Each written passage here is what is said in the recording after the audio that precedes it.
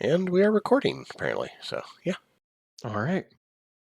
When last we left off, the wolf pack, after escorting the man formerly known as the Torch to the docks of Corda, spent a leisurely morning soaking and reminiscing with Molly, their old friend running the city of Corda, trading some items and secrets with the man, as well as learning some news of Imperial airship movements near Hilltown and Elvenon. After the morning of recuperation, the pack mounted up into the Rebel Yell and flew southwards, heading towards the Isle of Winds to Jewel City. On the way there, they locate an Imperial naval station and decimate it within a few minutes, really not putting much of a fight up at that point, with the firepower of their own ship clearly outmatching anything that the station could have put up against it. After docking the Rebel Yell in the harbor below Jewel City, the pack entered the city via taxi cart and managed to make some possibly ill-advised purchases of a number of goat milk casks and treasure maps of the Shrine of Crucive, the legendary lost temple of an ancient love goddess located somewhere in the catacombs of Inverness below the city itself. The pack took some time to get settled at Molly's townhouse, received a delivery of even more goat's milk, gathered some info from one of Molly's friends in town, before kind of just settling in and thinking about things to come and trying to figure out what they're going to do about this city and looking for the pillar that they're supposed to be hunting down. And that's where we're going to pick up. It is late evening on the 14th day of Sun, the day before Empire Day, and you guys are sitting at Falkland's Bar. You've had a nice couple of rounds of house special ale, some fried fish that were very well seasoned with a delicious red pepper jam, and to finish it off after getting your info from Falkland himself regarding the catacombs being, a local legend and finding out about Scam Alley itself, you had a couple slices of chocolate cream pie with goat's milk whipped cream as you guys are looking over these arcane tomes, these maps, going over info regarding Crucive, the ancient love goddess, and a couple of you holding coupons for Crucive's Cabaret over down in South Flat. Wolfpack, what would you like to do?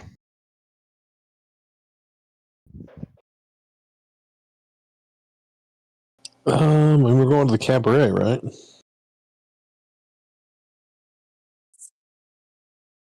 Okay. What is that? It's a show. Do they serve food? Maybe?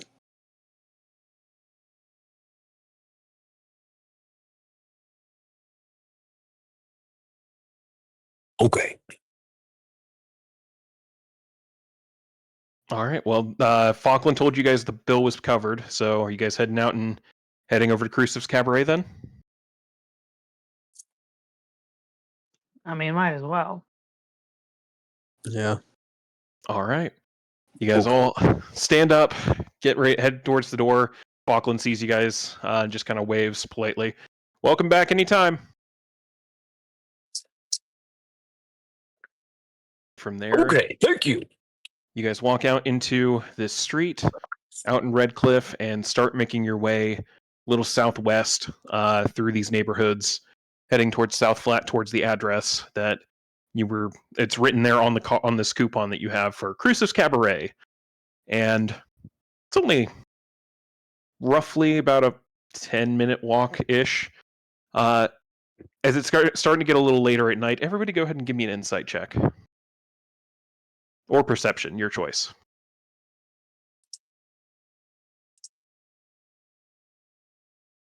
Whoops, don't know how I rolled twice.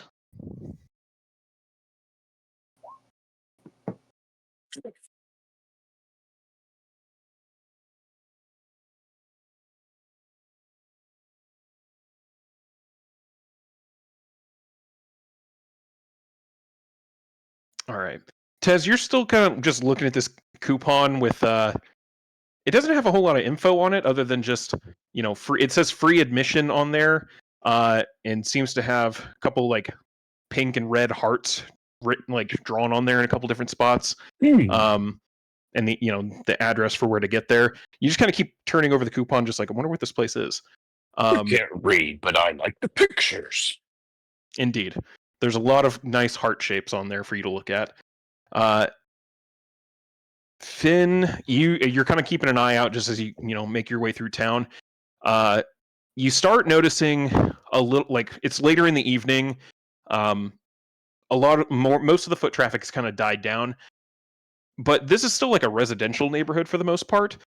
And it seems a lot more dead than you would expect for a residential neighborhood this late in the day. Like, you'd kind of expect, people getting off of work or something like that, like heading home, things like that. There's not a lot of activity, and there's a lot of houses like still dark out. And yeah, those of you who are rolling inside as well, you kind of get that same vibe of like, this. Why does this part of town like feel kind of dead, almost? Like, for this late at night, like, you should be expecting more people, in home, like torches, lanterns lit in windows and things like that. Yeah, Trost, you're still fairly tired. The food helped quite a bit. We are definitely not picking up on any obvious stuff. Yeah, you're working a little bit through a sugar rush, but it's a bit of a struggle at this point, from the cream pie. But it strikes you guys as a little odd as you're making your way through this part of this neighborhood-ish. Like, where are all the people at? They should be, there should be a little more activity here. And then you cross over into South Flat a little more, and you start seeing where more of them are, as you very quickly find what looks almost like a bar district. There's one paved street running through there where there's just a couple of bars that really look rough and tumble. Just right there on the edge of Red Cliff. And then it's almost like a hard divider line as another cross street runs through it. And immediately on the other side of that cross street, entirely different class of bars. Very easily just like shown to be more upper class in nature. You start seeing, like, on your guys' side, like when you're leaving Red Cliff, you see two bars that were noted on one of your guys' maps: the Rusted Roof and the Flaccid Fiddler. And then immediately on the other side of that street, on this, where the paving stones are already way more polished, the facade's much cleaner. You're able to see the Golden Ale Yard and Crucifix Cabaret, which the Golden Ale Yard looks like it has some nice, like, golden vines and leaves covering parts of the facade out front, white marble pillars holding up its signs. And then you see Crucifix Cabaret, which is an all dark wood exterior lit entirely by flaming red, full red, not just, reddish firelight, like augmented lanterns to only be red in every window on the facade, multiple hanging down. What looks like a small bonfire out front of it, all red as well. Well, they're certainly sticking with the theme.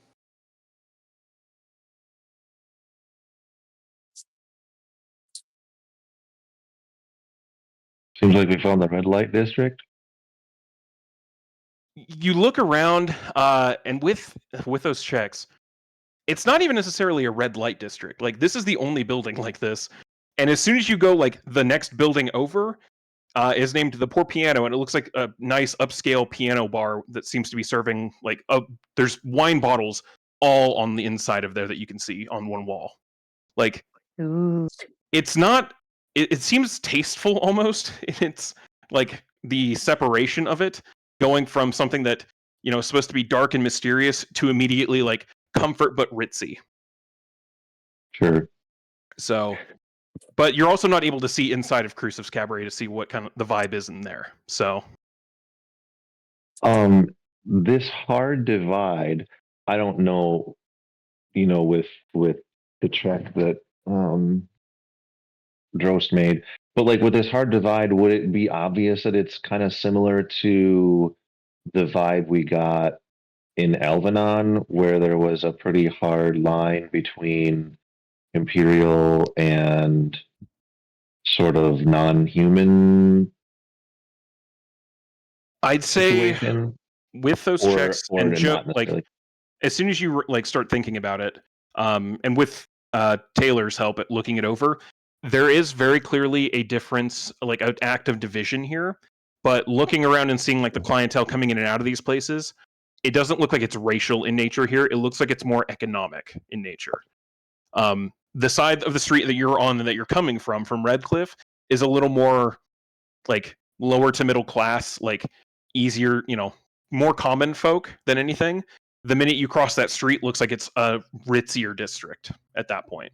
So Like you still see non-humans over there, like coming and going as they please, and nothing.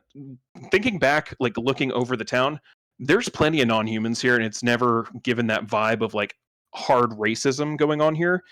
If anything, it's classism going on in the city. Yeah. Like this is a city run by how much coin you have, and Sure. those who don't have it, it's very clear when they don't have it. But those that do like to show it off.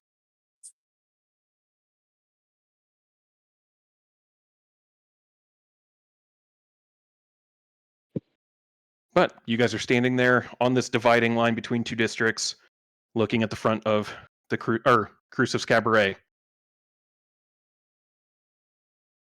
What are you guys doing?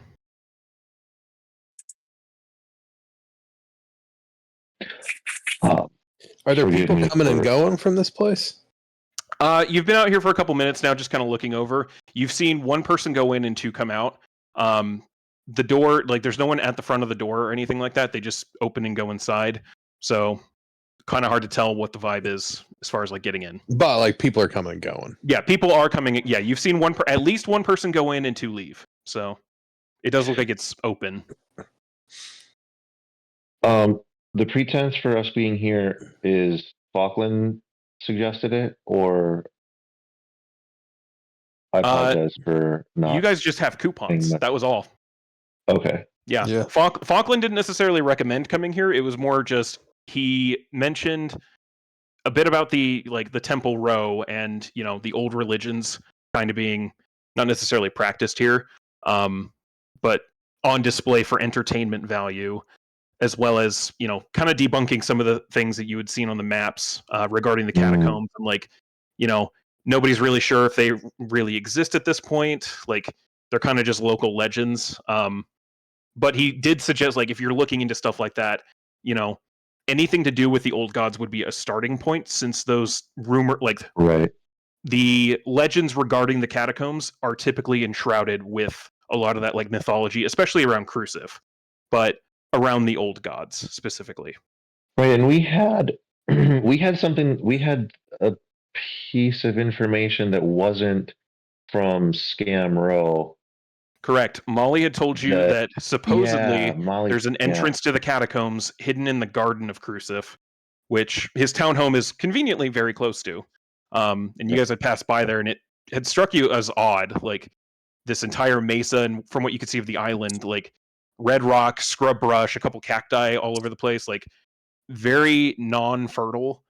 And then there's just this beautiful garden oasis inside with no real sense of like, it's not being manicured, it's not being tended, it's not magic that you can detect. I mean, that you've looked at and detected or anything, but it's not. It's dissimilar to like the park at Elvenon, where there's very clearly like a magical field in trying to keep this aspect alive in here. There's a more natural vibe from what you got of the Garden Crucif. Like it just kind of existed, and more than likely. Oasis. Yeah, more than likely, it was an oasis of some kind that the city grew up around. Sure.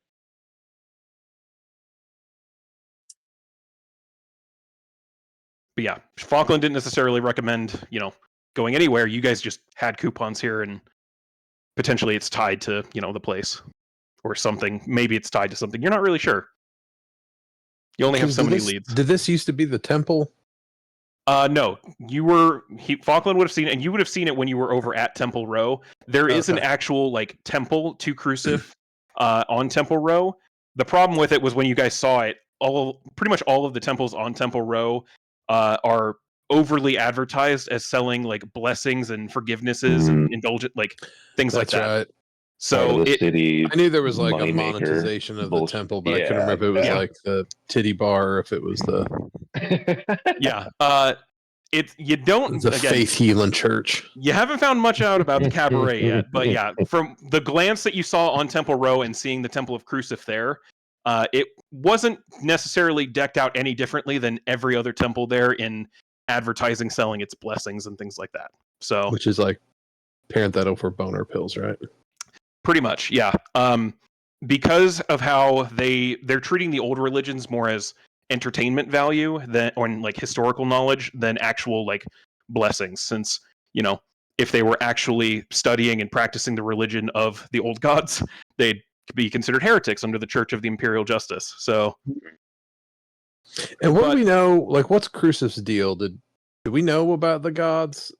Yeah, you is that found out- something- is that you like found out a common little bit. knowledge, or yeah, you guys found out a little Gross bit. remembered that she's known as, correct me if I'm wrong, but like she's known as the goddess of like, love and sort of like erotic type, Ooh. but like the the further back history was more of like devotion and like commitment to like an art or a craft or something like that. I think, Correct. right? Was that kind of the gist of what? Correct. Yeah. Her moniker is known. She's known as the Maiden of Love. Right. And a lot of her iconography has to do with love. A lot of heart-shaped things. Her official symbol, and the one you've seen at the temple itself, was a heart crossed with a mistletoe sprig and a paintbrush. She's typically known as, the goddess of art, beauty, love, and lust. But Drost, with a very high religion check, remembered old writings about it's not just love and lust. It's more about passions. It can be passions and devotion to things, people that you love, like bonds that you have with those, but also passion for a craft of study, passion for magic of learning, like potion craft. A lot. Her sphere encompassed a lot of things that it kind of got overshadowed and watered down through time to where she's now just known as, the love goddess, like this beautiful woman who is just supposed to be the embodiment of love. Whereas her actual history is like, well, no, she's all about like, if you are devoted to something, you are practicing a faith in her. that makes sense?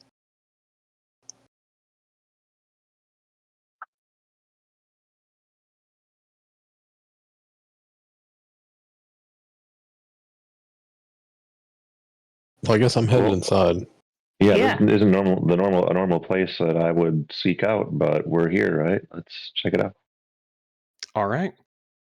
You guys all head inside, and almost immediately, you enter this little like foyer area, and there's another door a couple feet away that looks a lot heavier, and like it's supposed to be like someone's supposed to let you in or something like that, along with a little check-in desk. Big guy sitting at the desk. Welcome to Crucif's Cabaret. It is 3 gold entry, and he kind of spots like one of you holding the coupon.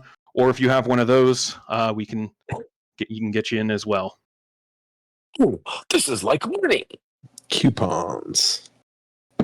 All right, and you guys all. Slap them down on the desk. Yep. Hell yeah. All of you have a coupon, so you all put it on. He goes, "Oh well, all right. I guess those are working." And he bundles them all up, takes them. All right, a couple ground rules. Don't touch the dancers unless they ask you to. Drinks are on the house so long as you are purchasing private dances. If you are not, prices are listed at the bar itself. If you want to go to a private room, make sure you are standing alone and away from the group. Got it? What do you do in a private room? I can't wait to hear this. You can spend some time with the dancer Doing And- what? What would we do? dancing. I don't get it. Oh, They dance. You watch. It's how you That's both how- dance. that sounds boring, Finn. Has he never been to a place like this? No. Oh, probably not. Oh, he's in for a Oh, fun yeah. time then.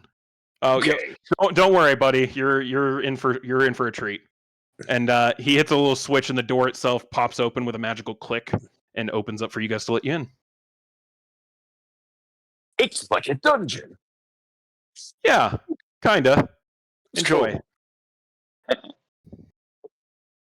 You guys enter the next room and are very quickly seen you're walking into a very dark but open kind of antechamber. Like there's a stage with multiple poles to the ceiling, red lights everywhere, lining every inch of the wall, giving all of this a kind of dark but red ambiance to the place. Couches all over, just plenty of booths, small tables, small comfy seats, with women of various ethnicities, races, hair colors, everything, all wearing what looks to be, maybe at one point, was supposed to be like clerical garb, like something that the clergy of a temple would wear, but probably not cut like this. Mm-hmm, Almost cut in like a tube top fashion, leaving their midriff bare, small mini skirt, and then some very, like, for some, flat, like clerical sandals, like any monk would wear, and then for others, incredibly sharp high heels. This church is weird. Yeah, They Gross dress is like a this. total prude. Yeah, But, you can see, like on stage, multiple women on these poles dancing to the rhythm of the music being played in the corner by a band. Other women, hanging around with clientele, sitting at these booths and tables, all enjoying themselves. A couple like wearing a little more sensible garb, like covering up a little bit more, but not as not still necessarily like good to walk outside in. Seem to be ferrying drinks to and from the bar to these different places. And you see a couple people get up with some of the dancers and head off into a room wardened off by a black and red curtain covered in hearts. Oh, I get it. I like this place.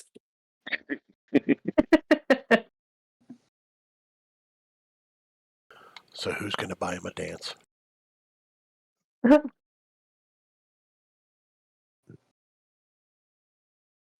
don't have any money. Did you spend it all on goat's milk?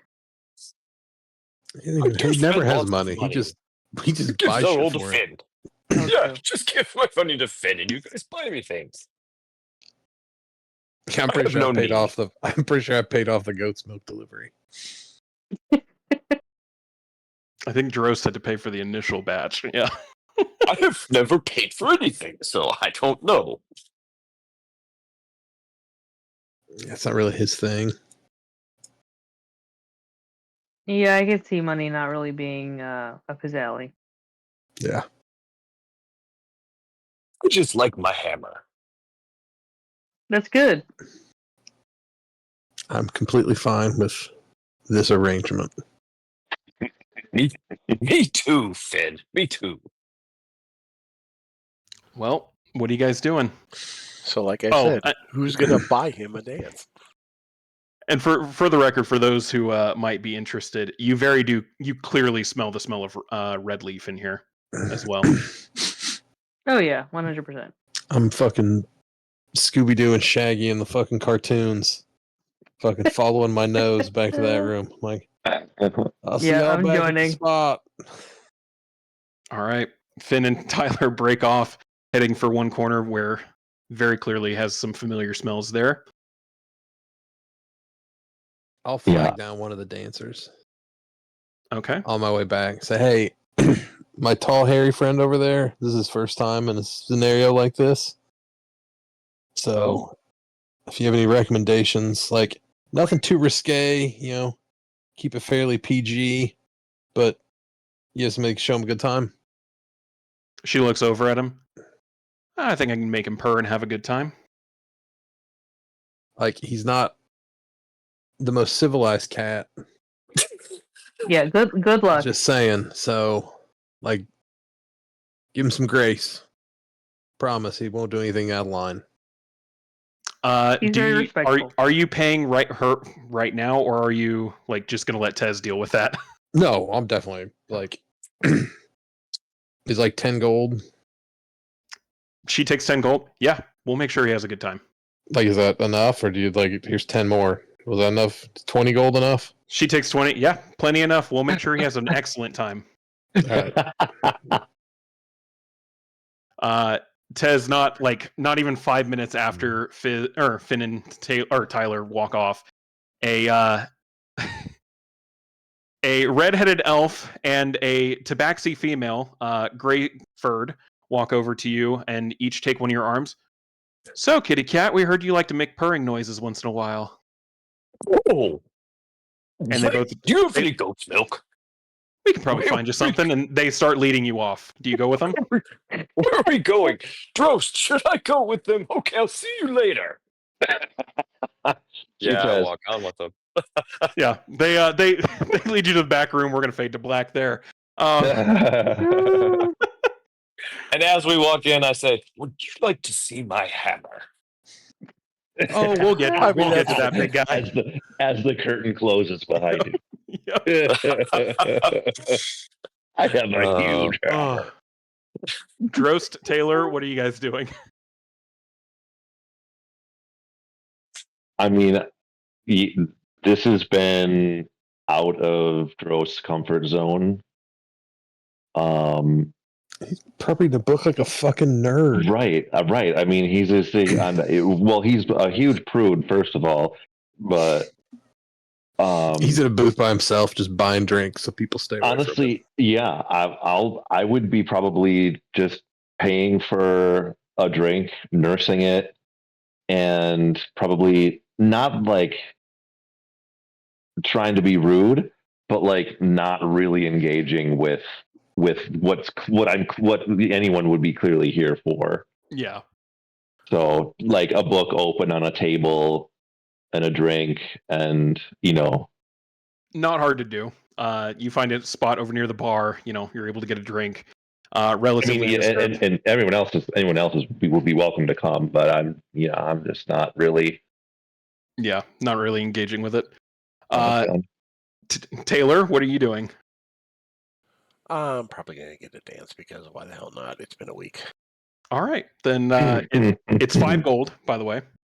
That's for like a good 15 minutes in the back room.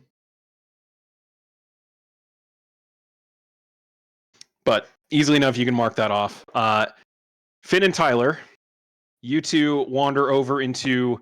It's not necessarily like a full side room. Like it's definitely just a part like of the cabaret that's tucked in a corner a little bit, where everyone has these. Seems like no one's really smoking red leaf the way you expect it to. Like you're used to, pipes and maybe, just really small cigarettes, like rolled up joints. Every one of the people here look like they're smoking these giant cigars. Oh, Fuck and yes. it's been a while. But there's plenty of benches around that you're able to find a good seat. One of the like waitress type workers here comes over. Can I get you guys anything? Absolutely. What do you have? We've got a whole bunch of drink specials, and she just kind of gives you like it's typical bar fare. And then towards the bottom, it's Crucifix Delight is the name, worth a 5 gold price on it just itself. And instead of a drink icon, it has an icon for what looks like a cigar. That's the one on California Sober Lady. I'm getting that. I'll take 5 gold worth of that. All right, I'll go get you each one. And she Actually, heads off. Make it 2. Just in We case. can do that. Yeah, 2 apiece is good. All right, go ahead and both of you mark off 10 gold each. I got this one. I'll just pay for them both. Oh, thanks. All right, you mark off 20. She comes back later and hands each of you 2 very fat stogies. Hell yes. There we go. And you guys just start enjoying. Eventually, a couple dancers kind of walk past you guys, like making eye contact, just kind of feeling out whether or not you're even open to it or if you're just enjoying yourselves. If Tyler's eyes linger on either of those dancers, I'll fucking toss money at them for her. Yeah, they probably will. Especially if we're smoking 2 of those. Yeah. Easily enough, yeah. One of the dancers comes over, you pay her, and Tyler, you're welcome to get a private dance, should Tyler choose to. Yeah, I probably will. All right. When in Rome. Fair, yeah. Finn, do you just stay there, keep smoking? Yeah. All right. Yep. Drost, we'll come back to you. As you're sitting there just going through one of these books, over at the bar, enjoying your drink, you eventually hear a voice next to you from someone sitting down. So who brings a book to a strip club? And you look over and you see older woman wearing kind of the same garb, the dancer attire. blonde hair, a couple of gray roots out there, but it looks like it's mostly colored. Very beautiful, mature woman. Well, I don't usually come to places like this, but a group of friends convinced me, and passing the time. Oh. A new member of the flock comes to our sermon house. Well, is it everything you would have thought it would have been? Well, is it a church? Is this a church? Are you saying this is a church? Not in those words exactly. But everyone Oh, here I'm familiar is with. a Yeah, there's all kinds of different churches. very true. There are, but we don't.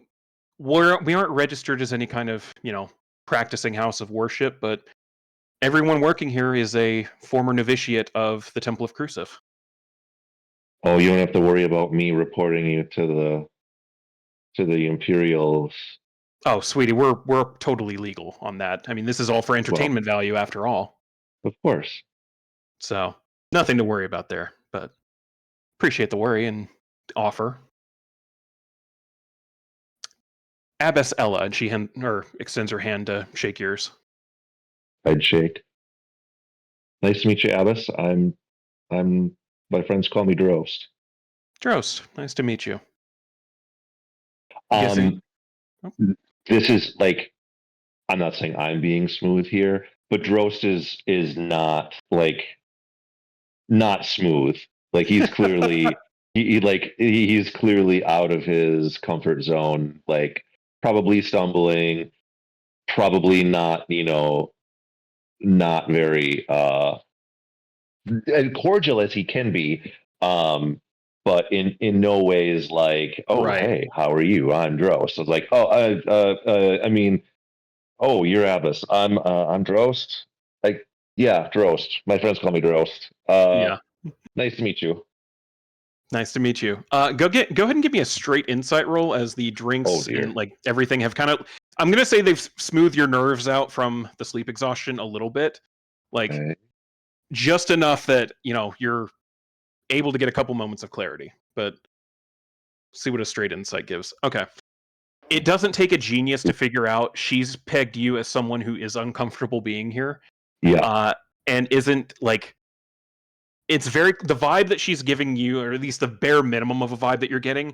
She's not like trying to get you to go to a back room or anything like that. This is a matronly figure who has seen someone who isn't comfortable and is just doing her best to like, it's okay. Sure. Like, this can be normal. Like, sure.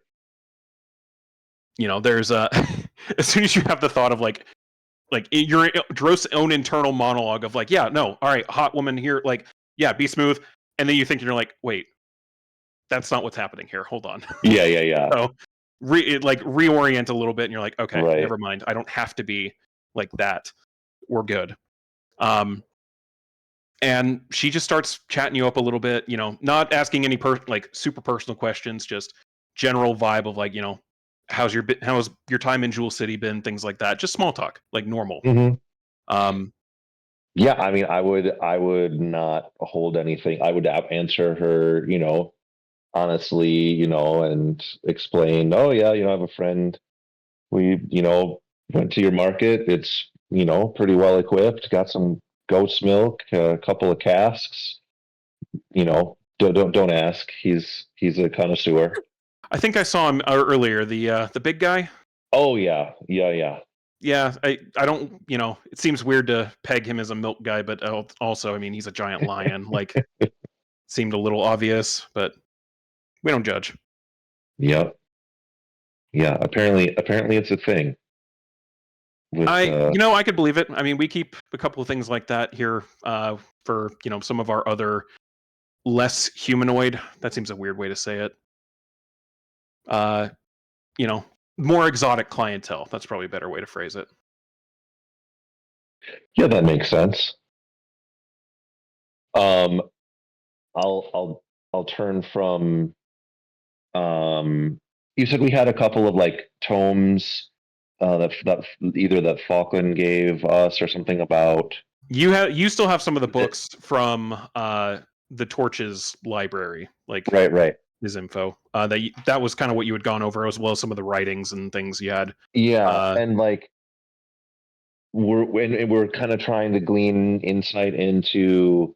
Were we trying to glean insight into the catacombs or something like that? Yeah, I mean In that's those. from what you like talking with Avandre especially. There's a lot of lore regarding like the clergy of Crucif having some kind of connection to the catacombs beneath the city. Mm-hmm. And from what you guys think, the like pillar, or what you know from the Good Night books, especially the pillar that you're trying to protect, the pillar that's part of the prison Demogorgon, is somewhere down in this shrine of Crucif down in the catacombs. Right. So you've been trying to like figure out, what lore you can use to get down there, if you can find a way down there and things like that. So yeah, I would. As she's basically telling her that they're all acolytes of like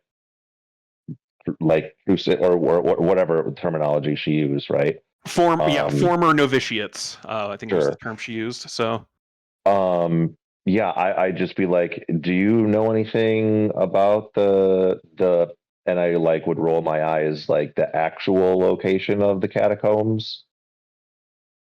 Go ahead and give me a persuasion check. I'd slide like my book over the book that I'd find, like, oh, it looks like there might be some references in here, over towards her. Be like, yeah. Any way you can help us? Yeah, the straight persuasion. Yep, straight persuasion. Yeah. Talk about being out of your depth. 14 ain't bad. She kind of takes a peek at what you've been reading, looking over. Well, I mean, a lot of the info out there about the catacombs is, it's just garbage. It's meant to try and attract people here, treasure hunters and people down on their luck looking for get rich quick scheme, right? The lore around it is scattered. I know a lot of people seem to think that the Temple of Crucif has some like back way into it.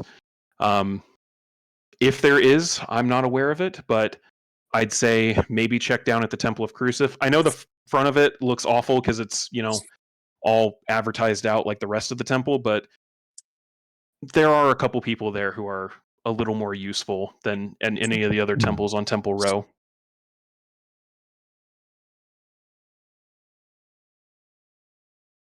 Well, yeah. Thanks for your help, and I'll get like 5 gold out of my bag and pass it to her, and I'll tell her that we'll be in the city for a few days if she knows of anyone or thinks of anyone who has any more information. She takes the gold, pockets it in her cleavage. Appreciate it, sweetheart. Gives you a kiss on the cheek and walks away. The rest of you who paid for dances eventually come out fairly satisfied. I'm almost afraid to ask what happens to Tez. I'm not. What happened? Like, I know Zach, the human player, knows what would probably happen in a scenario like that. I don't know what Tez would do in a scenario like that. Tez had a great time, and that's all we need to know. That's probably for the best. Tez will make eye contact and refuses to answer any questions about it. I had a great time. Look over there. I'm just imagining him coming out like Podrick from Game of Thrones, like gives the money back to Finn, like they wouldn't take it.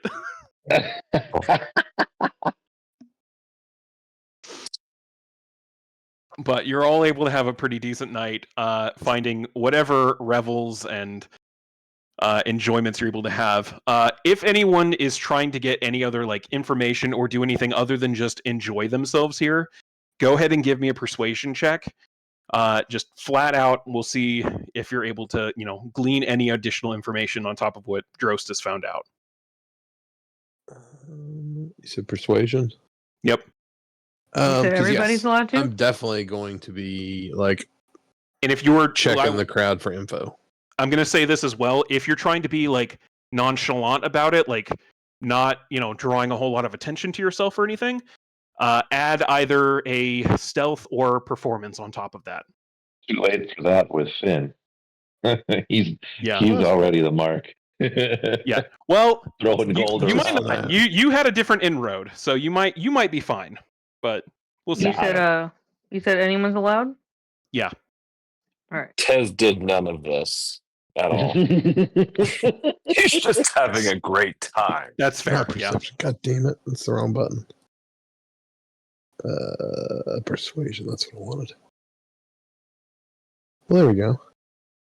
I'm going to say with that perception check and the persuasion, Finn, you're able to clock someone who seems like they're not going to talk. Like you end up finding one of the waitresses and chatting her up, and that perception is going to essentially be treated like a stealth or performance check of like you found someone who, if they were going to give info, this one won't.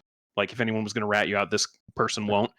And Tyler, you are very persuasive and even more subtle about it.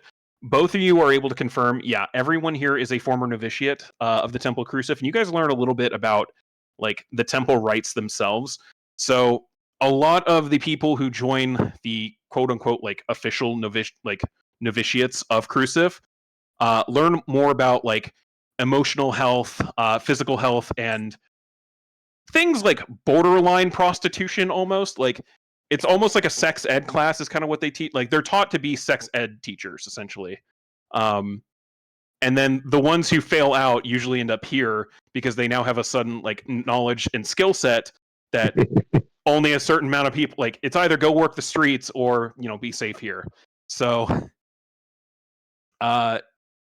you're able to find a couple and find out like this information. A couple of them less actually, specifically with Finn. You find out the Temple of Crucife down on Temple Row does actually have two members who aren't like entertainment priests for lack of a better term. They are actual like practicing clerics of Crucife and follow her like as devout. They do not practice the faith of the Imperial Church. They practice a faith in Crucife itself and divine power from prayer to her. And they are able, one of them at least, as the head priest there, is able to perform a rite called the Blessing of Crucife. But she mentions that there's a trial involved with it, and anyone who seeks this blessing has to complete the trials in order to be granted it, which is a much different blessing than like the ones advertised as like you can just go in and buy. Because there's an actual, like, you have to actually work to get this blessing, because there's an actual power to it. Okay. And real quick, where like is Crucife in relation to like Eldath? Both From a, were on deity perspective. both were considered part of the creation gods, so in the same pantheon. Okay. Eldath, Okay. from what you know and from what Dross has kind of mentioned in readings, Eldath was kind of like the pinnacle of those gods. Not necessarily like the all-out leader, but was often the one they would all go to because he was the all-knowing eye and all-seeing eye. But all like in the creation war, order versus chaos, they were both on the order side. So Cool. aligned similarly in generic morals. All right. But yeah, you guys are able to get some information and enjoy what you can here. Do we get a name for these priests? Or did I get Yes. a name for these priests? Archpriest Redheart is the name of the head priest at the Temple of Crucife. And Cleric Braga, Bragga. What was that first one? Archpriest Redheart.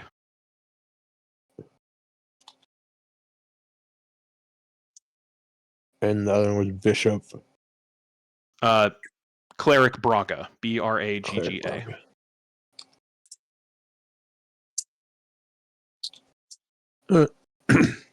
Well, I will tip well to the person. Okay. Easily done. I probably would have spent a shitload of money just throwing it around, like to get all that info. So I'm just gonna take like 30 gold off. Fair, yeah.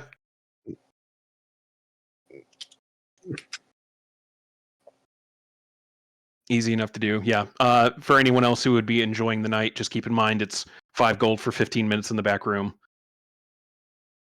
But feel free to mark off however much gold you feel your characters would spend enjoying a nice night. Oh, he spent 15 gold, so. Fair enough. Eventually, you are all able to make your way stumbling out, some of you inebriated, some of you just having had a little too much fun, and make your way back to the townhouse outside of the Garden of Crucif, and all making your way to different guest rooms and passing out for the night. Unless there's anything else anyone would have done tonight. No, I'm assuming it's late. Yeah, by the time you guys are like, you know, this is definitely one of those places that's going to be open like well into like late morning, or like, you know, like 4 almost. You don't know if there's a, you know, closing hour or anything like that, but you're here for a while and you don't hear last call. So eventually you realize like we should probably just go.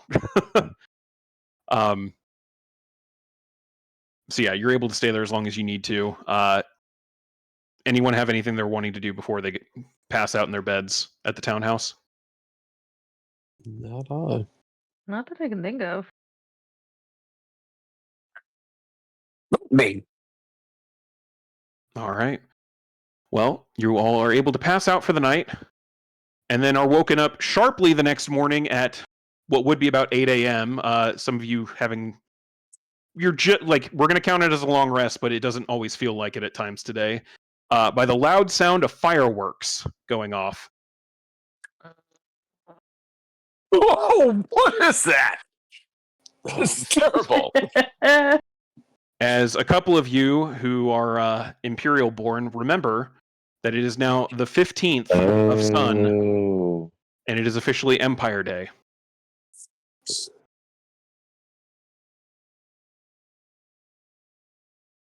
I put a pillow over my head. Fuck. I need another 8 hours.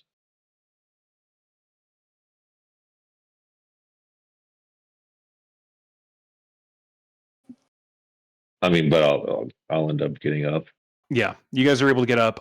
There's still no food in the house, so there isn't really anything. Like, you guys just have your own rations and stuff for breakfast, as well as gallons upon gallons upon gallons of goat's milk available.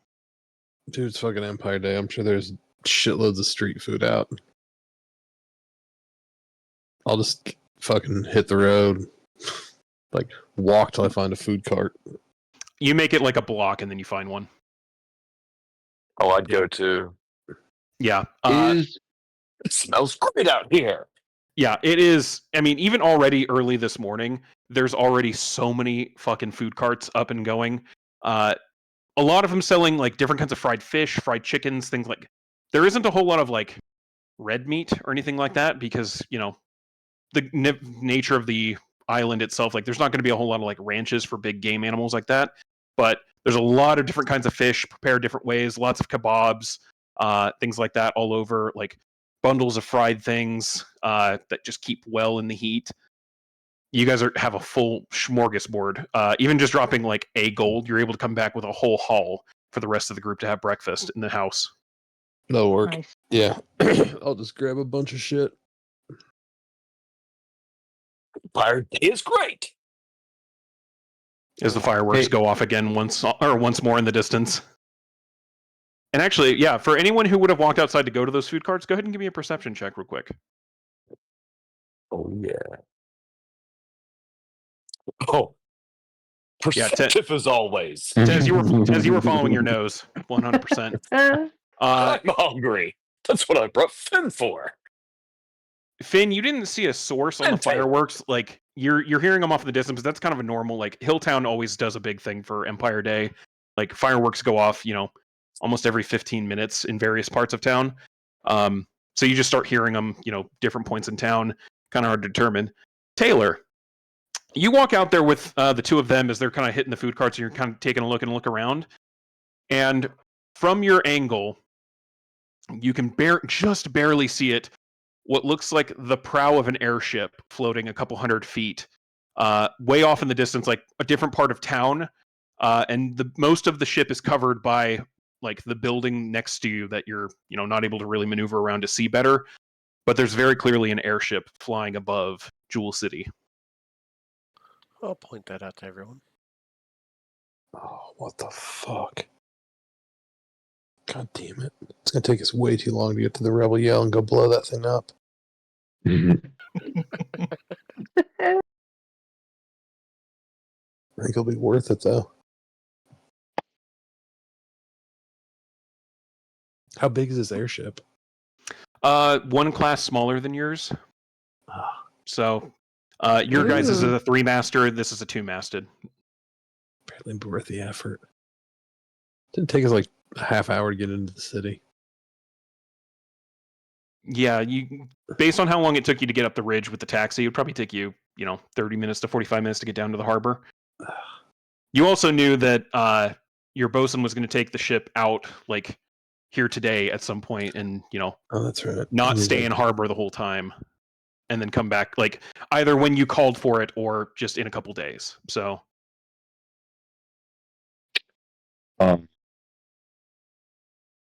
Well, shit. Is there any value in like capturing it, or Do you want your own airship, Trust? Is that what it is? That doesn't seem like our Yes. style. I'm jealous. Captain Drost does have a nice ring to it. Would the would the people running an airship have certain knowledge that we're looking for at all? I mean, obviously not about the catacombs, but would there be value in prisoners, or I mean, maybe. or just? I mean, It's not really I'm not showing opposed. him. I'm not opposed to just taking it out either.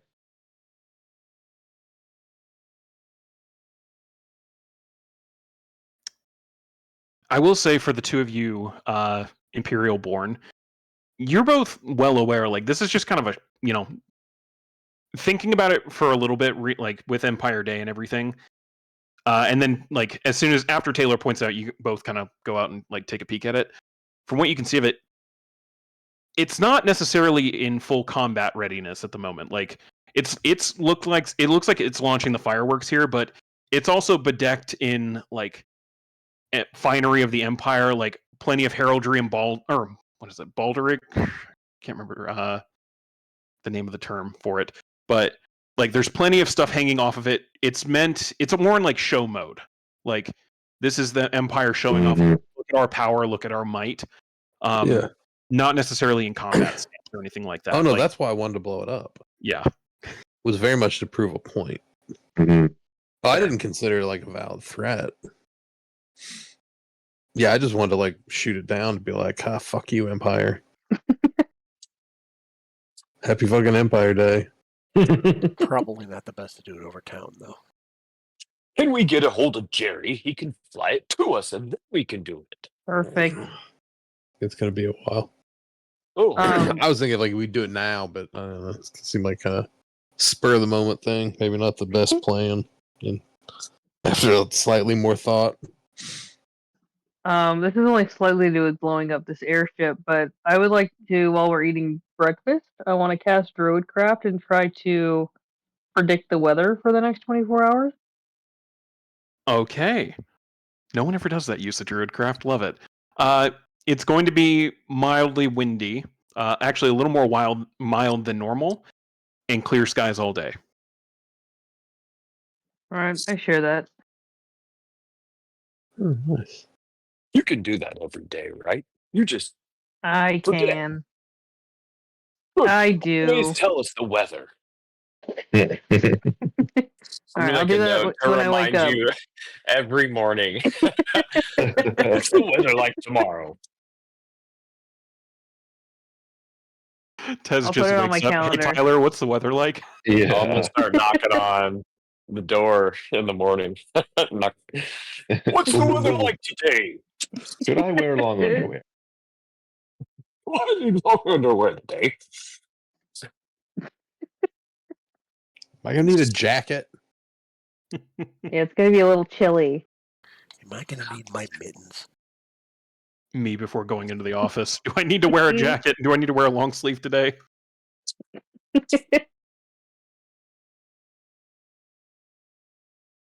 All right. But you guys are able to enjoy your guys' breakfast, and once finished up and decently well rested and only mildly annoyed by the constant fireworks going off, what would you like to do?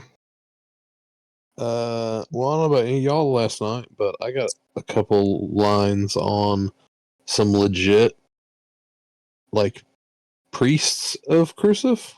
Oh yeah. Like real, like the real deal, not like the fake boner pill front half of the temple. Like, alleged, the least from what I did not disbelieve these people, but it seemed like they do like legit magic using crucifix, Yeah. I got that vibe like divine too. influence. I learned a lot.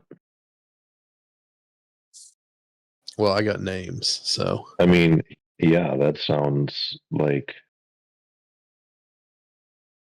if we're trying to find the catacombs. Absolutely sounds like a next move.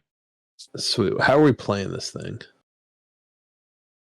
Because I think you guys all know how I will most likely play it without any input to the contrary. I will be very open and clear with what we are trying to do. I mean, I'm down for playing it your way. Everybody cool with that? The no subtlety plan? Do we, like I guess as long as we I mean, if she's legitly a priestess of Crucif, like she's not gonna want to be down with the Demogorgon end in existence. Right, yeah, I was gonna say. So I'm just yeah, gonna like put it all out there, like yeah. the fucking they're not keys and the fucking Demogorgon and all that shit. I mean, might as well. Unless we get a mystic vibe from anyone in there, which is, like you Yeah. said, for that reason is very unlikely. Yeah, we'll be keeping an eye out anyways. Cool. Well, I'm gonna go with total full disclosure to the actual priestess. Sounds good. Cool. All I think right. that makes sense. Then it sounds like you guys are heading to Temple Row. Yep. Okay. You guys head out, passing through the Garden of Crucif and seeing this wonderful little oasis of greenery and water and pristine beauty. You're also, as you're kind of passing through it, you're also able to see what looks like in the middle of one of the lakes over there, little marble plinth with a kind of bronze statue. No like patina on it, no green, discoloration or anything, but it does look like the features in the statue have kind of faded with time. Just sitting out in the water in the middle of the garden.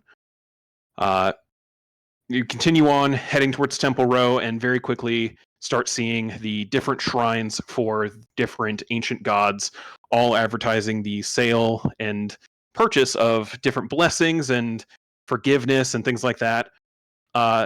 Finn, out of the corner of your eye, you see that same scarred, burnt-out Temple of Eldath. Do you look at it again, or do you look away? Yeah, I'll look at it. Once again, you like it kind of stops you in your tracks for like half a second as you look at it, and you hear that word again in your head. Unfair. And then shake it off a little bit. Oh, yeah, he's still it's a little salty. They burned down his temple. But you're able to continue on down the row, and towards the end of the row, when you're almost crossing into the North Windwall district, is finally this little red brick building advertising the Shrine of Crucif, or the Temple of Crucif, sorry, with sales of blessings can be purchased, have your heart's desire read, various things like that, like very love-themed, advice on your love life, different kinds of postings like that, just covered in advertisements on the front. But the door is open. Yeah. I'm assuming you guys want me to take the lead. Yeah, that'll work. Yeah, I'd be right behind you. Sweet. All right. You guys all walk in, and there's almost immediately, it's just church. Like you see different pews, only like 3 rows of them, so not a huge church or anything like that. And a small little pulpit, not raised above everyone. in any way like the other temples of the Church of Imperial Justice are. These ones are at floor level, essentially just standing in front of a bunch of people that would be sitting, not standing over them. And you see a blonde woman with a pixie cut, wearing actual clerical garb, very similar to what you saw at the first cabaret, but not missing the midriff and the thighs. Like, it actually covers her entire body. So not the slutty Halloween costume version. Not the slutty Halloween costume version, but you do notice it is the exact same like color, material, all of it. Like, it is just it almost clicks for you immediately that everyone who works there, if they're novitiates, they just took their clerical garb and then cut it. Like, that is their uniform now, and that, like, there was no other alterations done to it. It is the exact same outfit, just altered for that that particular position. But she sees your group come in. Welcome to the Temple of Crucif. Blessings of the Maiden of Love upon you. What can I help you with your heart's desire today? I was actually looking for one of your order. Archpriest Redheart? I can certainly see if Archpriest Redheart is available. Do you have an Or appointment if with not, him? Or... Cleric Braga also. Well, my name is Cleric Braga. Welcome to the Temple of Crucif. I can see if the Archpriest is available. May I ask what this is about? The Demogorgons trying to break the keys that keep him locked in another dimension and end basically all of existence. Oh my god. She kind of just I'm stares at assuming you. you guys are legit followers of Crucif, so you're not going to be cool with that plan or be on board with stopping that. I'm pretty sure if we can find the key in the Shrine of Crucif, we think the key is hidden in these catacombs where the shrine is. And if we can find like the key, I can do something to like lock it down and make it so they can't break it. Yeah, we need to get in the catacombs for that. Yeah, we're pretty sure that's where it is. So yeah, does the priest have a minute? Go ahead and give me. You watch as like you can hear the gears in this woman's head stop and like start grinding against each other as they're trying to process everything you've said. Go ahead and give me a persuasion check. Okay. I'm definitely trying to help him with like citing. Go ahead and give me advantage for that context. 18. She kind of like, there's a couple moments of like her looking like she's about to start a sentence and then like stopping, and then I'll go get Archpriest Redheart. That's a lot. That's cool. Yeah. Yeah. If I'm you 100% aware. if you want to follow me, I can show you to a chamber. I'll go fetch him. I got red leaf if that helps. It super helps me. Very helpful. I appreciate that. I cannot partake, but I appreciate that. Just follow me. I'll lead you to a chamber, and she leads you off behind this room into what looks like not quite a waiting room. It almost looks like a small conference room. Just a couple tables and chairs. You guys are able to sit down. And a couple minutes later, she walks back in, followed by what looks to be a elderly man, silver grayed hair, kind of short on top, short in stature, can't be more than like 5'5", 5'6". As he kind of walks in, exact same robes as well, although his have a red heart sewn to the lapel, like where his actual physical heart would be.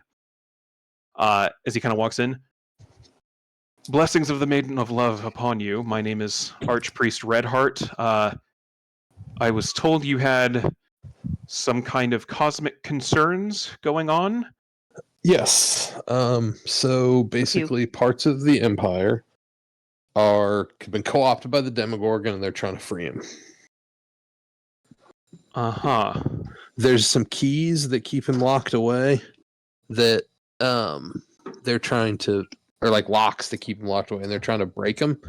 And they've already broken one with that giant big fuck you cannon up in Corda. They blew up a whole island of bird people to blow up one of these locks. I'd add the we know with certainty that the mystics are behind it. Oh yeah, okay. This is like a theory. Like this is all 100% legit. Yeah. Yeah, confirmed. Like end of the world apocalypse shit.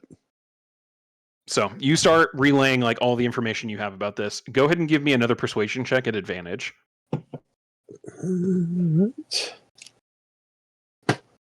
And I'm going to note this just for future reference. You are having advantage because your like party members are helping assist in telling this. The enchantment on the hat, where like if they're sexually attracted to you, you get advantage. You feel that not even remotely kick on for either one of these people. What? That's Damn. That's a hilarious. blow. I almost have to roll persuasion at disadvantage. Just how seldom that Confidence happens. shaken. 20. Okay, It's never he's gonna roll. happens to me. He's gonna roll an insight check. You want this to be high because it means that he's going to believe you. If it's low, he's gonna think you're full of it. He gets a plus 10 to this, by the way. 19. Okay. He kind of just sits and thinks for a little bit. No, like I said to her, it's a lot. It's You can soak it in. And if you have follow-up questions, feel free. I mean, you know, this is super broad strokes. Trust me, there's a lot more detail. I will admit, I mean, there's like rebellion. Like, I don't know if you know about the North, like the voiceless. We get some news about the ongoings of, the greater empire as a whole, but news of a Demogorgon uprising is concerning, to say the least, especially as I'm just, well, you seem to already know somehow that we're following priests of the Temple of, like, we actually worship Crucif and practice. Mm-hmm. So cards on the table, yes, we do. Myself and Cleric Braga. There's a couple others that work here that are just part of the entertainment aspect, but we actually keep the faith here. So cosmic information like this isn't unheard of, but this is alarming in a multitude of ways. So you're looking to get into the catacombs of Inverness to access the Shrine of Crucif. Is that correct? Because we think the Shrine of Crucif is actually one of the locks that's keeping the Demogorgon locked away. And I have been told by Eldath, I don't know if you know that dude, that I think I can do something to like protect these locks. I'm gonna turn to Finn because that hasn't has Finn shared. Have I not mentioned that yet? I'll be like, what? Sometimes I get my weird visions mixed up with what does happen and hasn't happened and will happen. So apologies if I haven't mentioned that, because you said that came up, right? Yeah, you. The last time you guys were in the tower of the watchtower, you were confident that you had something you could do. You don't know what that's going to look like necessarily. Oh yeah, I don't know if you shared where that came from, but I think you did at least tell everyone, like, I think I have an idea of something we can do. So, oh well, yeah. There we go. Yeah, that is where I got it though, right? Completely out of character. Like, wasn't that the like contain sort of thing? It adds, yeah, it was a little bit of that. Yeah, there was there's that nagging feeling when you were thinking about what to do about the shrine and these other pillars and things. You're confident that Eldath, like, if you go there and commune with Eldath, you're not sure what that's going to look like, what exactly you're going to do, or if it's something that you're just going to act as like a vessel for him to do something. But you're confident that there's something there. You just don't know what. If you get to it, you'll figure that part out. So yep, it's absolutely steel underwear, something, profit. Yeah. So yeah, Archpriest Redheart just kind of thinks, well, let me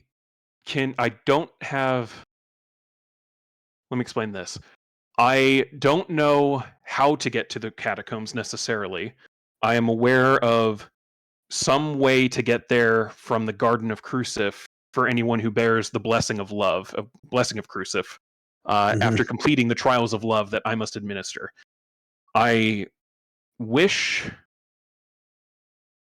love nothing more if everything you were saying is true, and you don't strike me as dishonest in this instance. Thank you for clarifying. For specifying this instance. hurtful. But continue. You don't have an error that any of what you're saying is you're not being deceitful in any way. So I appreciate that honesty, and that is why I'm going to level with you on this. I still have vows that I must protect my own, faith and relics of my faith. So I can't give you the blessing, but I can administer the trials to you, as we would anyone seeking the blessing, the true blessing, not the paid one. And anyone who passes the trials, when you receive the blessing, from what we know of our own scripture, if you go to the statue of Crucif at the garden, you're supposed to be able, those with the blessing are able to commune with the statue and open the way for them to the catacombs. What kind of trial? Oh, real quick for the spellcasters of the group. As we were like in the morning eating breakfast and getting our spells sort of prepared or figure out what sort of I would have been asking, like, so are we trying, like, what's the goal for today? Are we trying to get into the catacombs? Does anyone have any ideas of what we're going to expect to like come across in there? Like, obviously catacombs probably going to be some guards or whatever things that don't want us there. I mean, it's us. There's probably going to be some killing involved at some point today. Glad I came. All right. I'll do my best for I mean, it sounds like it's going to be like preparations dungeony for that. if Right, we're going yeah. to some like catacombs. So maybe don't like thunderstorm spells. Maybe not super effective underground. Yeah, exactly. All right, I'll bring that arcane eye spell. That seemed to work pretty well last time to kind of get an idea of an area around if we get That into the was place. hella handy. That saved us from having to fight a Hydra. Yeah.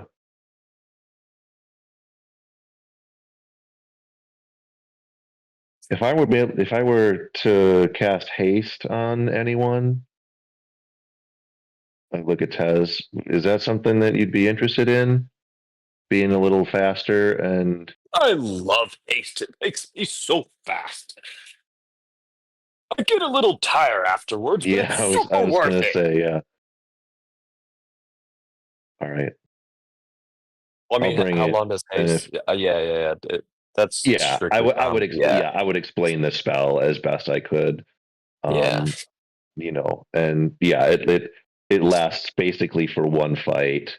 You get tired afterwards, like you're super vulnerable afterwards, but like it gives you, defensive bonuses, your speed is double, you get an extra basically attack or move action or whatever. Yeah. Thank you, Drost. All right. Well, if I can only do if I do it, I can't do certain other things. So it's one of those maybe spells. Basically, all I have are maybe spells. Anyway, just wanted to make sure that everyone was on the same page with what I was bringing. No worries. Smash cut. Back to the temple. Yeah. As he's like, yeah, I can administer the trials so to what's in anyone this who trial? wishes. Well, What can you tell us about the trial?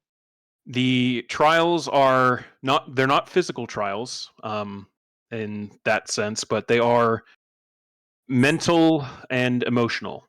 They require you to give freely information about yourselves, your emotional being, bonds that you may have, and do so honestly, for any lie during the trials is considered a lie to yourself, and you will not be deemed worthy of the blessing in doing so. But those who are able to examine their own feelings and how they are, and give this information willingly up to the goddess may be judged and found worthy.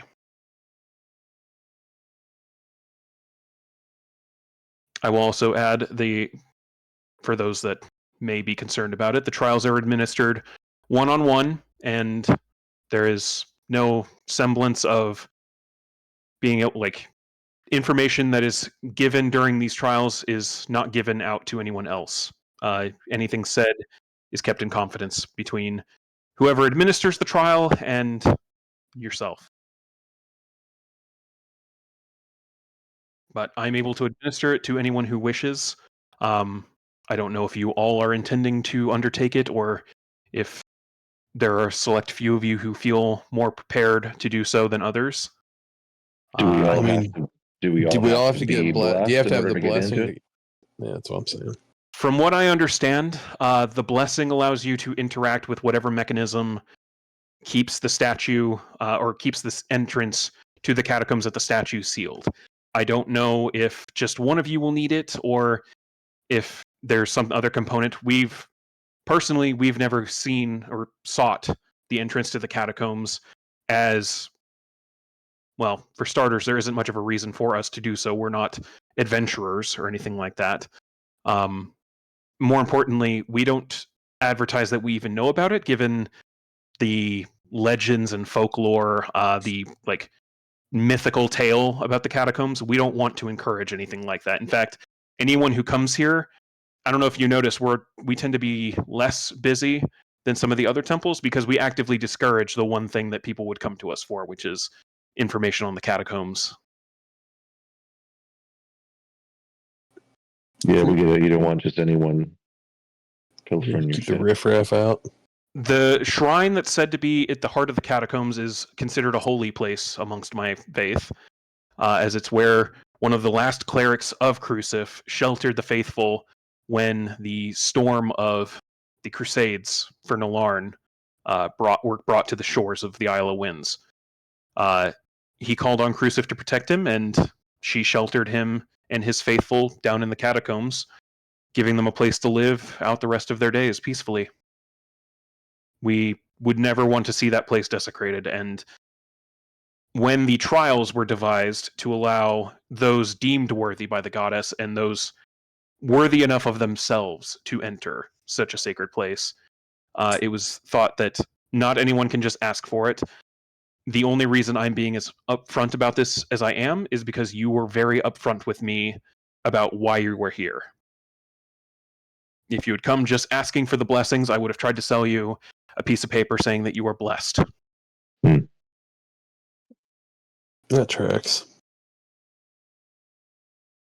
So, but that's, like I said, it's a bit of a double-edged sword, because we've never given the blessing to someone and then found out what the entrance is. As you know, we've had a couple people over the years in the history of our church attempt the trials. Only one person in the last 150 years, I think, was deemed worthy, and Shit.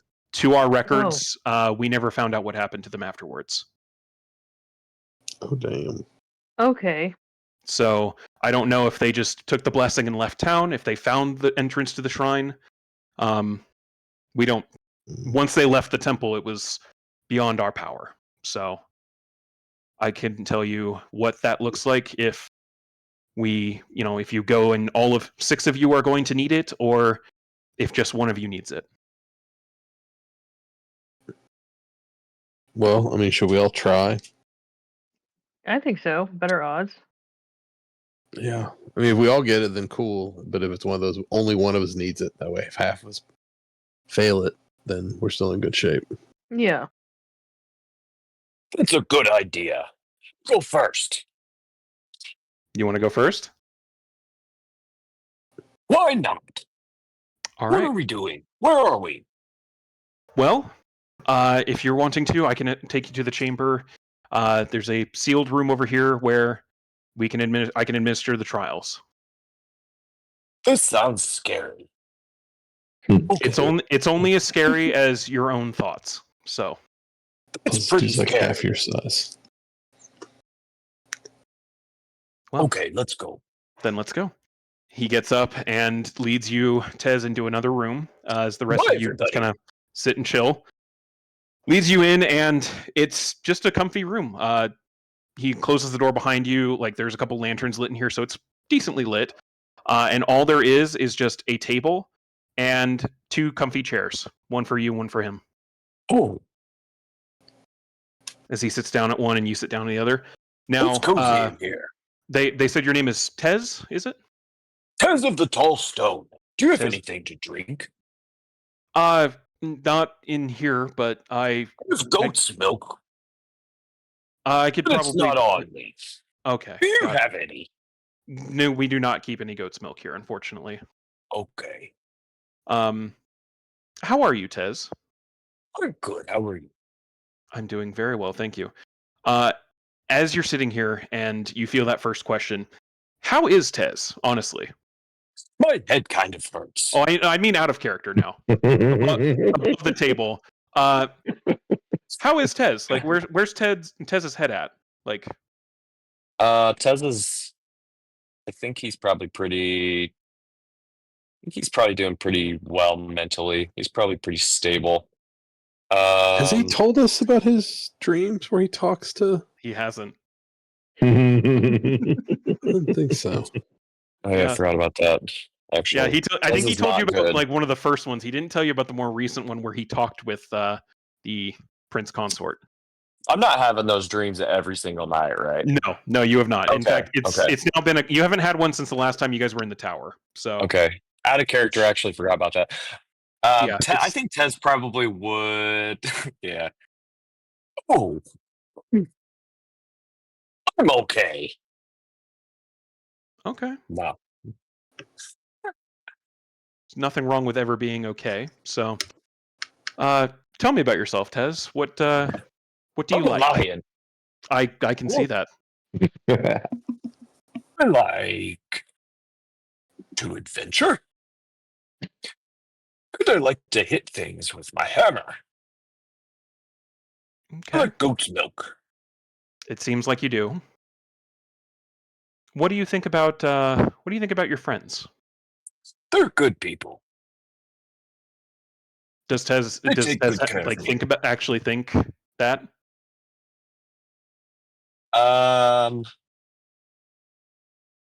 Yeah, he does. I think Tez probably thinks that they're. I mean, yeah, he thinks they're good people. Yeah, Okay. they're good people. Well, it seems like you and your group are undertaking a big undertaking, so that's probably a good thing that they're good people then. For sure. What was your family like, Tez? Ooh. Why are you asking me that question? That doesn't seem very important. Well, part of this is to establish the bonds that our hearts are capable of making and how they affect our own emotional state and things like that.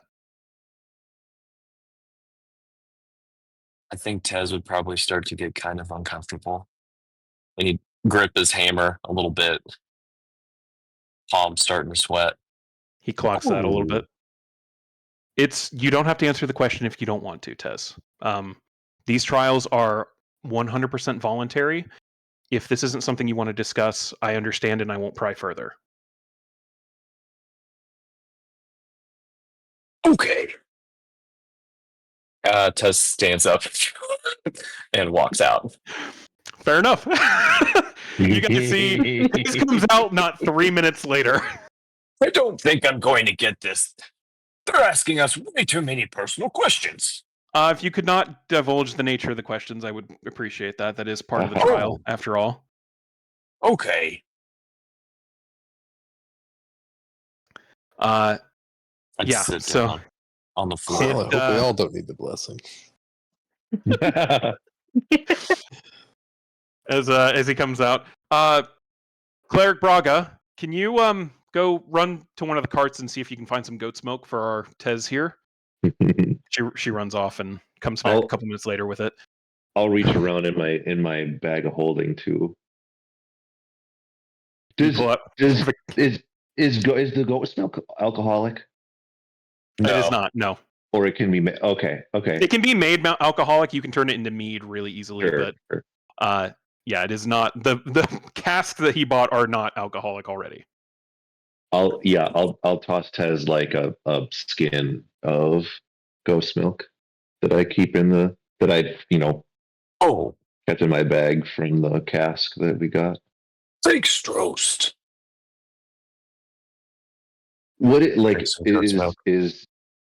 I mean, would it be fair that like if Drost tasted this stuff, is it decent or what's Yeah, it's pretty decent. It's All right. sweeter than cow milk and a little thicker in texture, but it's not bad. It's not alcoholic or anything like that. Tastes wholesome. Like it. Sure. You look at Tez and it's one of those like it makes a lot of sense kind of things. Like Sure. yeah, I'll tastes chill healthy. it.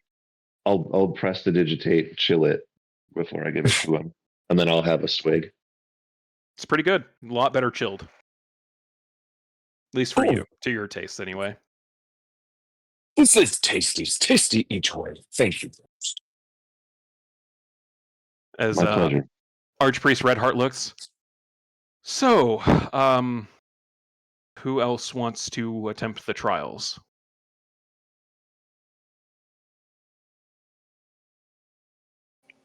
I'd look I'm at in. Tyler. Okay. All right. Master Yeah, Finn, fuck if it. you would please join me. Sure. All right. And you both sit down in this sealed room. Same thing, comfy chair. It's not like an unsettling thing. It's just, you and him sitting across from a table. So, Finn, how are you doing? Great. I mean, besides the whole end of existence thing. That is pretty heavy. How do you feel about that? No pressure at all. Just like if we fuck this up, everybody doesn't live anymore. How So that's above kind of a lot. above table? How does Finn actually feel? Is that how Finn? It's 100% seasonal? how Finn feels. Oh, for sure. Finn doesn't constantly smoke weed because he's coping well with all of this.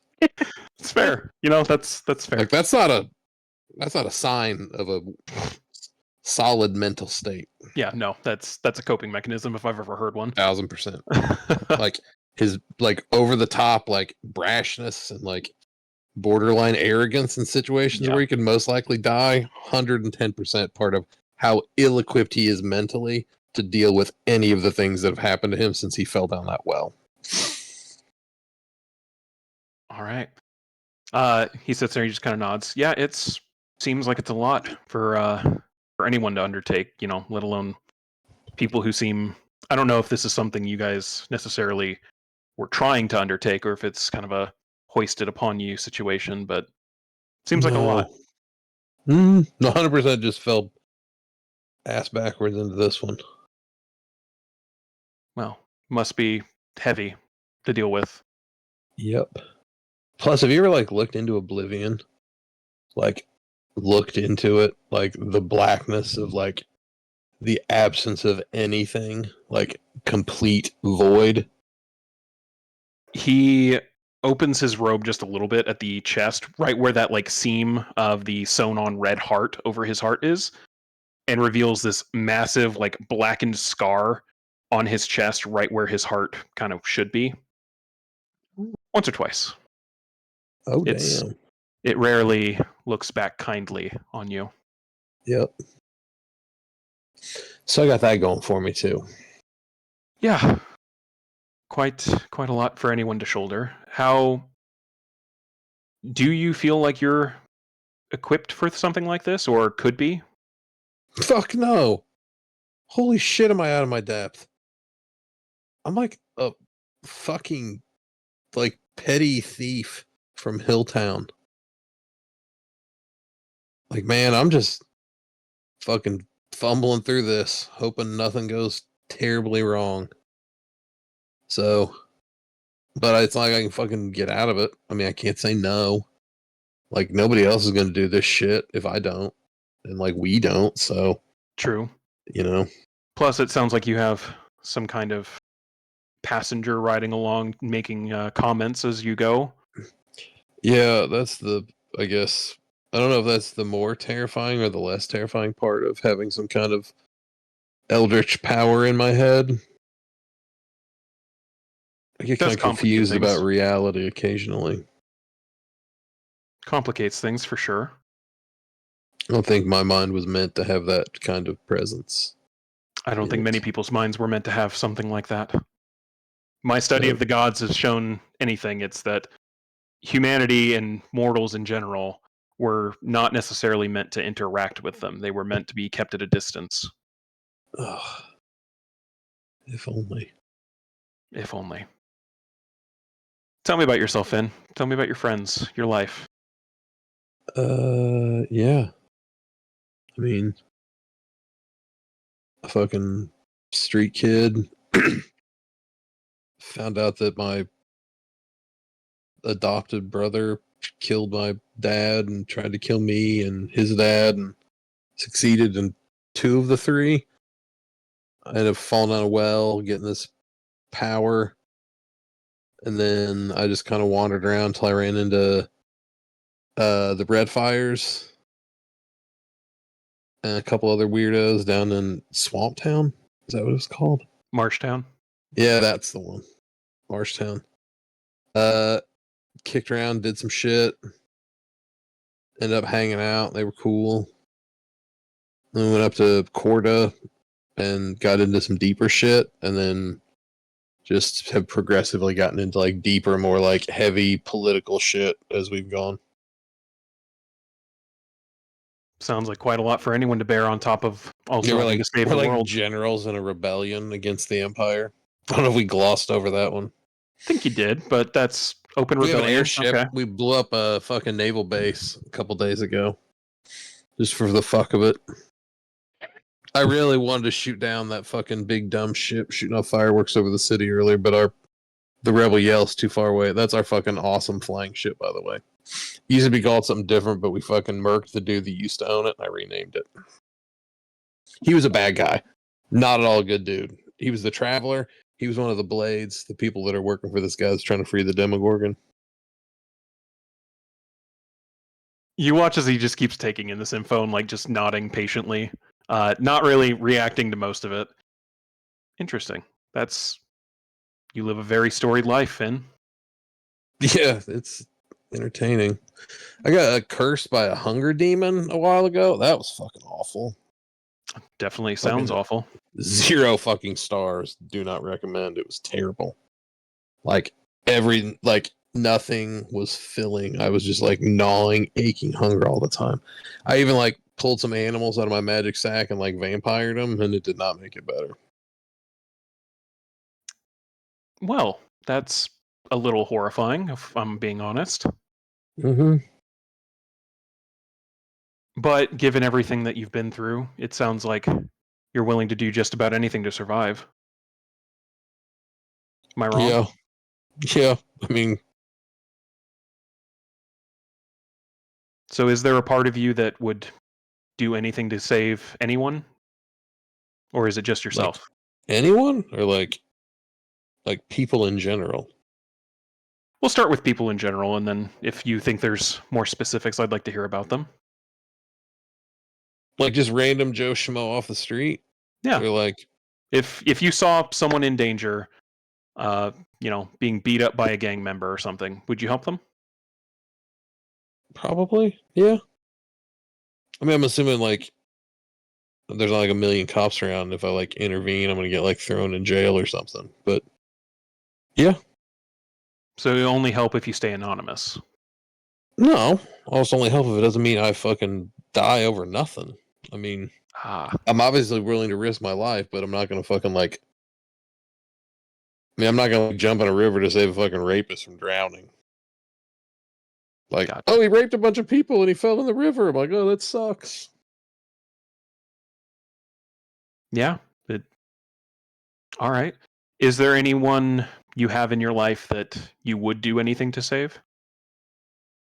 I mean, pretty much like the whole wolf pack. I mean, that's our whole deal. Like, it's fucking ride or die. I mean, So we've if one of them was in waded into mortal shit. danger and it meant that you would die to save them, you'd save them? Yeah. Does Finn actually mean that when he says it? Or is there any part, let me put it this way. Is there any part of Finn that when he says he would, is there any instance, like any percentage of him that thinks maybe not? Or is it a full 100% send? No, like it's probably surprising, but it's like no, all of it. Even Go ahead and- Drost. Huh. Weird. Go ahead and give me. dude. Go ahead and give me a D100 roll. I said the part about Drost out loud as I said it. 26. You say that, like you're willing to save anyone, and then you add that part about Drost, and you feel there was something on, like some kind of aura building up on you as you talked about yourself and how you were feeling and all of this. Something about this room, something about this conversation, and it kind of clicks in your head like this is almost like a ritual. Like it's not like a magic ritual in the sense that you're used to, runes drawn out, very specific phrases or anything like that, but this was a building of power. And then something at the very end slipped and it didn't quite latch. And you see, like, you feel it, and there's almost like a noticeable sense of your shoulders like slagging for a second. And you see him kind of notice it too. Thank you for talking with me, Finn. Can you send in whoever's next?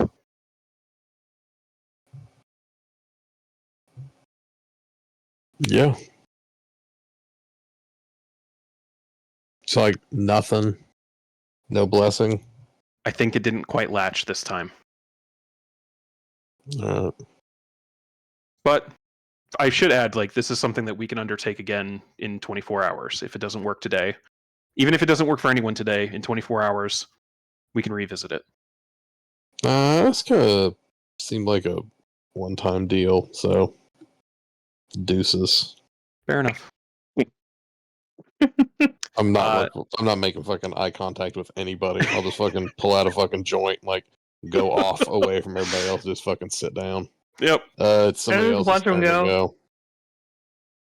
Yeah, you've now watched, the rest of you who haven't done this yet, you watched Tez come out 3 minutes after 3 minutes, not wanting to talk to anyone and sulking over some goat's milk. Finn comes out like 10 minutes later with the exact same expression on his face and immediately lights up a joint. Well, it's time to rip off the Band-Aid. I'll stand up. All right. You go inside. He greets you, has you come inside, seals the door. So, Tyler Redfire. That's me. How are you doing? Honest with you, not great. Oh, tell me about it. Well, this all started because I wanted to avenge my mother, our mother, and everything that's happening now. I feel unprepared. I feel like this is it. Yeah, it seems like a lot for anyone to have to shoulder anything like this, and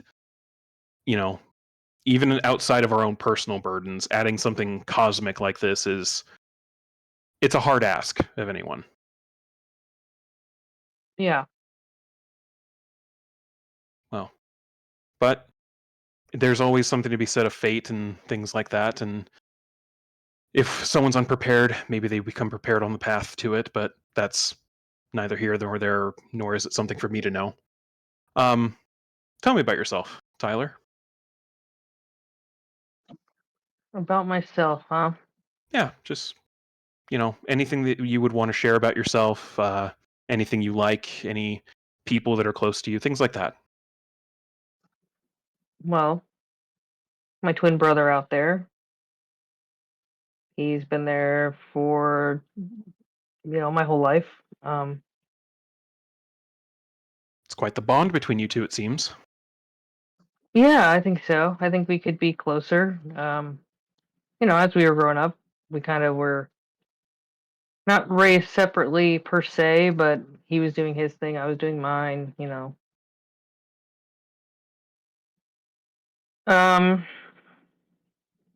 not fantastic with words. It's all right. It's less about needing to use the right words and more just finding ways to communicate the intent and the bonds we have sometimes. Do you think your brother knows how you feel about him? No, we don't. We use less words between us than I use with other people. Do you ever do anything for him that helps him, even if it's something in battle or uh, Yeah, you know, actions like that? yeah. Do you think We actions both do. do you think actions can speak like words can? They definitely can. But you don't think your brother you do things for your brother, but you don't think he knows how you feel about him. I think there's an understanding. Okay. How do you think, if you had to guess, how do you think your brother feels about you? Hmm. She takes like a solid 30 seconds.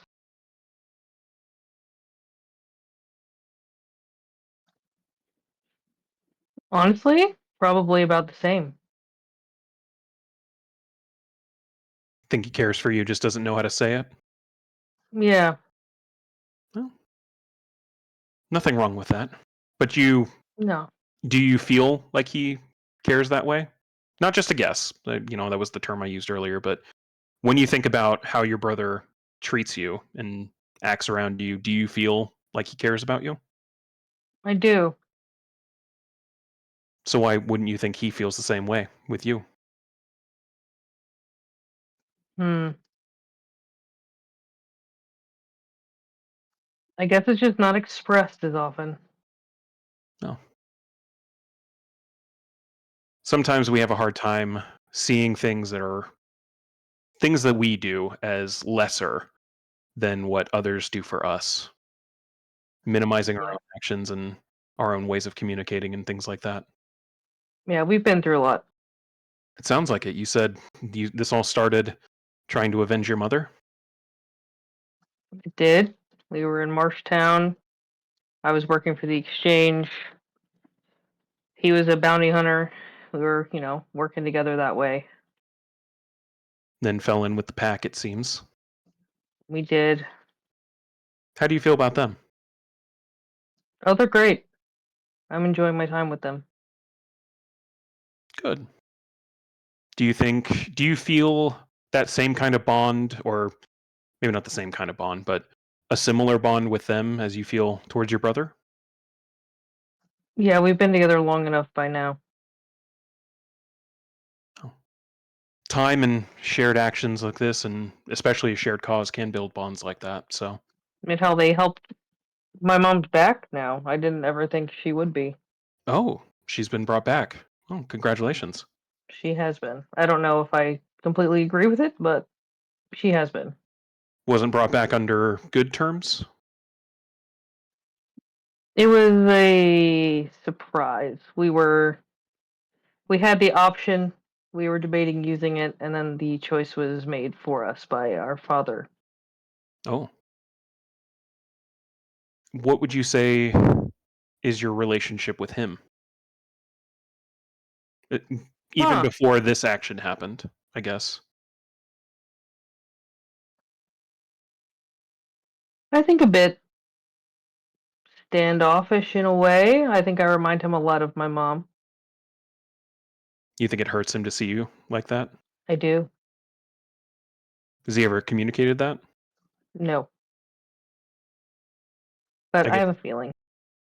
it's not that surprising. It seems your family is a little light on the words, would you say? Yeah. Nothing wrong with that again. There's plenty of other ways to show affection and care.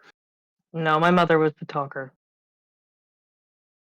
Well, hopefully she still is. I'm not sure if she's in condition to do anything like that, but uh she'll be in my prayers. So make sure that, you know, I'll add them Well, to thank that. you. tell me about anything else in your life. Is there anyone you feel especially attached to? Nature. Nature?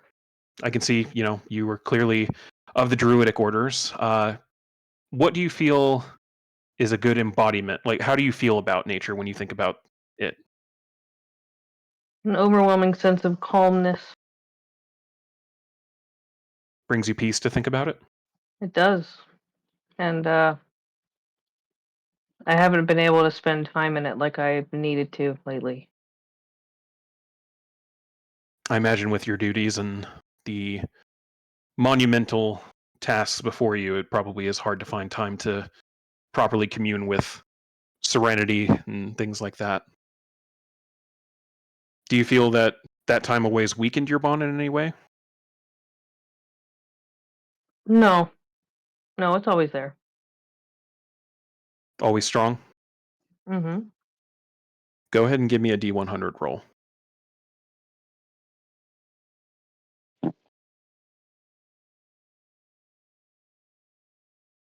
Hey, it's a funny Nice. number. It is a nice number. Similar description to what I used earlier. As this conversation has been going on, you feel this building up of energy, and it kind of culminates eventually with just kind of like a gentle wave passing over, like a ritual that is being completed, and you feel just this light feeling of a cloak or a mantle put on your shoulders, and almost instantly, as soon as it touches your shoulders, this lessening of tightness in your back and arms, and like this almost like this pressure on your clavicle that you didn't even know you had on there. You feel it release as you are able to just relax and let out a deep breath that you didn't know you were holding. And when you think about that connection to nature and that bond that you have with the wider world itself and the natural beauty of the world, and you exhale and you just feel loved, and you open your eyes and you see just every once in a while you see a pink sparkle on your shoulder. Ooh. As he looks over, congratulations, Tyler Redfire. You have received the blessing of love. Oh, this is nice. I'll be honest, I've never seen it happen for something like that. I wasn't entirely sure you would pass the trial given your relationship and lack of communication, let's go with. But looks like the bond was strong enough. I don't know if the other two out there are wanting to take the trial as well, or if you're just going to need the one, but if they are, they're more than welcome to. I'll let him know. All right. Thanks for talking with me. Of course. And if there's anything else I didn't tell this to Finn and Tez because they seemed, let's go with rattled, after our discussion. If there's anything while you're in town you're needing to discuss, the door is always open. I'll let them know. You walk out. You guys watch. About 10 minutes later, Tyler walks out. What would you say is the face Tyler wears as she comes out with this light pink sparkle on her? Probably more relaxed. Like just got out of a therapy session and needs a minute. Yeah. You see Tyler come out with a much different looking look on her face than Finn and Tez. And just the lightest of sparkles on her shoulder as she walks over to your group.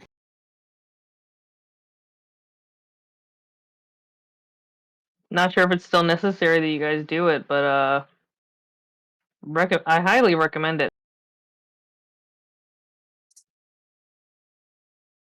I'll walk towards the door she came out of. Shrug my shoulders. All right. All right. You go for it. You walk into the room. He closes the door behind you as you sit down. So, Drost, how are you doing today? Terrified. Terrified. Why so? It's kind of been the, I think I'm assuming the general feeling of everyone that knows about what we're dealing with right now. Um, I mean, I hope it's kind of the feeling of everyone. Um, just the heaviness, the weight of what we've discovered in the last like few weeks. It does seem a incredible task set before you. I will honestly say I don't envy any of you being in that position of having something like this thrust upon you, especially given the apparent weight of it. Um, how do you feel like you've been handling that?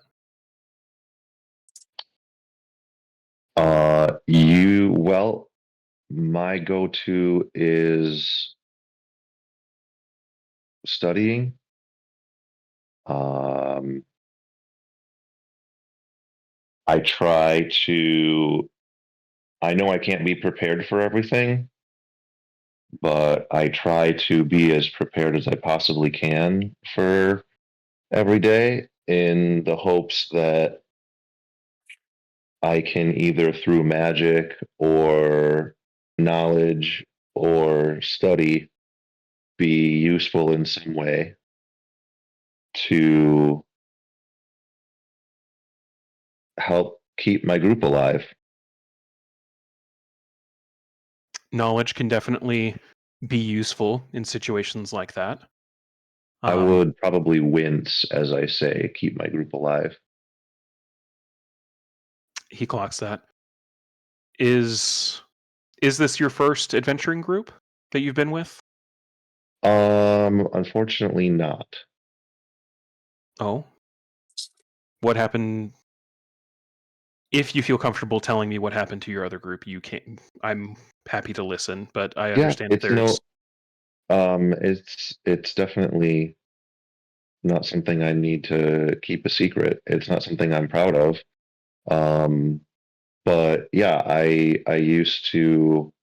So shortly after I um, earned journeyman mage status, um, I joined a group that were um, more or less sell swords, but we would chase down rumors of powerful objects or wealth or this crypt or that crypt or whatever. And we luckily or unluckily found an actual powerful item. And when we got to it, uh, we were completely blindsided. And I didn't have what I needed to save the group. And everyone died but me.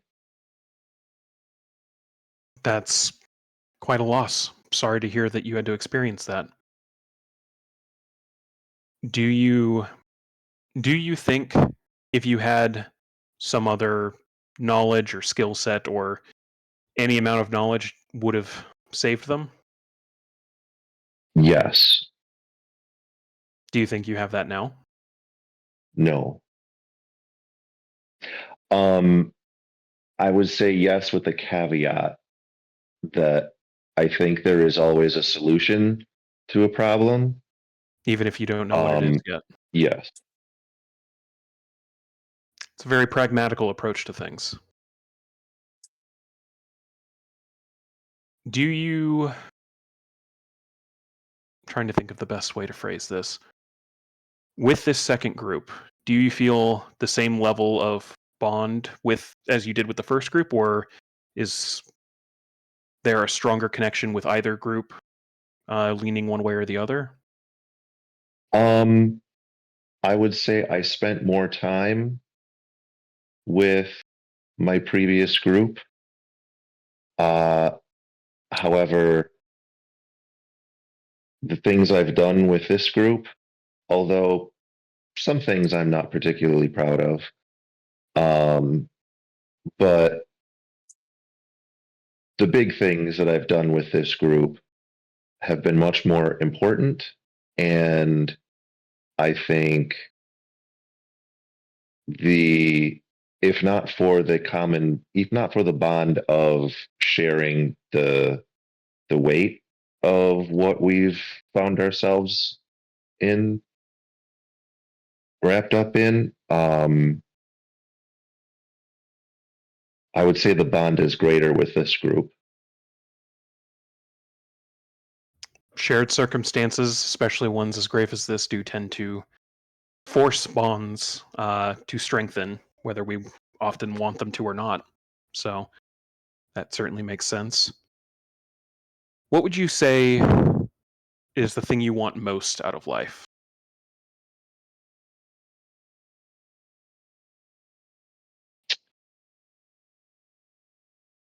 To be useful. He kind of stops for a second. He's like, that's not quite what I was expecting. Why?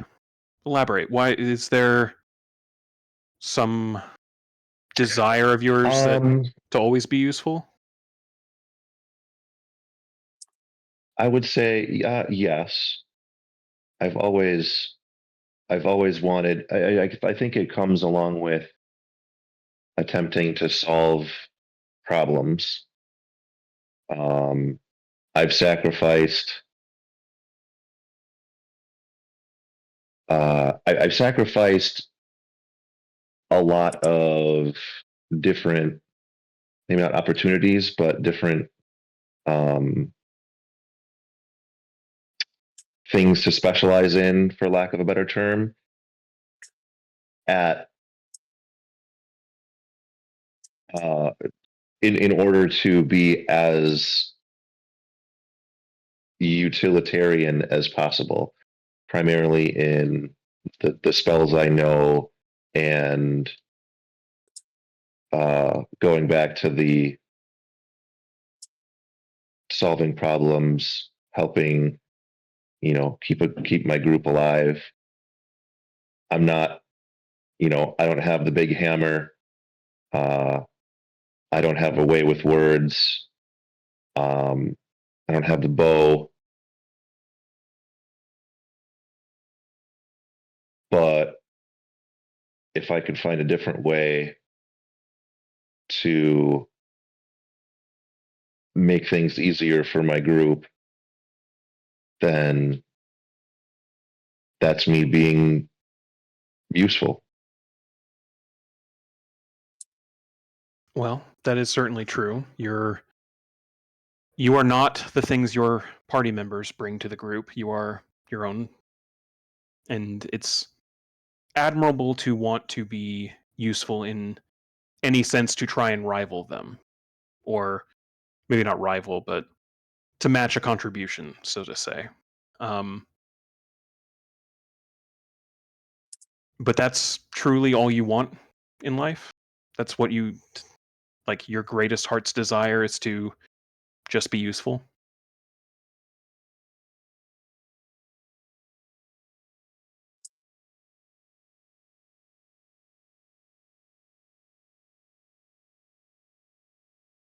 You probably take a beat and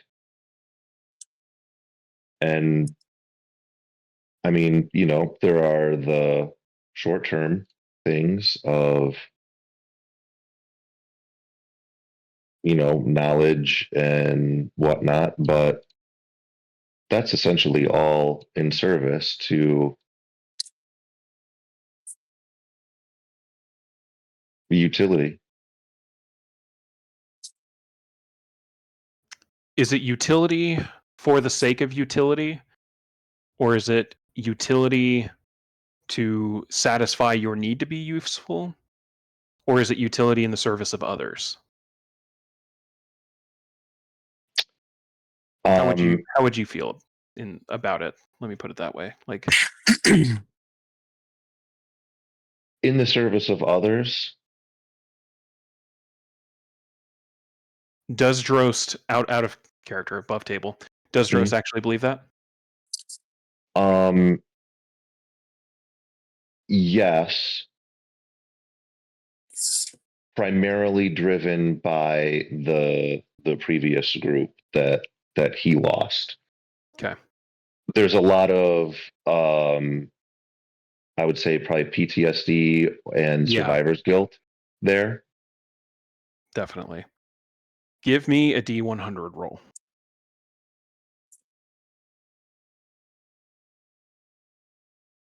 44. You feel you have a much more arcane mind than others, and there's that part of your brain that no matter what, like even when you're focusing on this and discussion and formulating these answers, because these aren't necessarily easy questions and they're asking things that you probably didn't always want at the forefront of your mind necessarily. Yeah. Because that's how therapy works. So as you're focusing on this, but there's always that part of your brain in the back that's just, arcanely sensitive and figuring things out. And as this final discussion is had, you feel the completion of something, and then you realize, oh, this was a ritual, a building of power, having this discussion, and you feel a wave like it's about to crest, and then the wave just passes. And you feel there's just a sudden blank, nothingness in the room. Thank you for taking the time to speak with me, Drost. I think it didn't quite happen today, as I told others. If it doesn't happen today, we can retry the trials in 24 hours.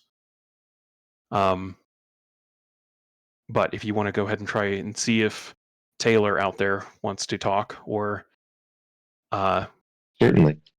we can see. But it was a very pleasant chat with you. Thank you. Thanks for your time.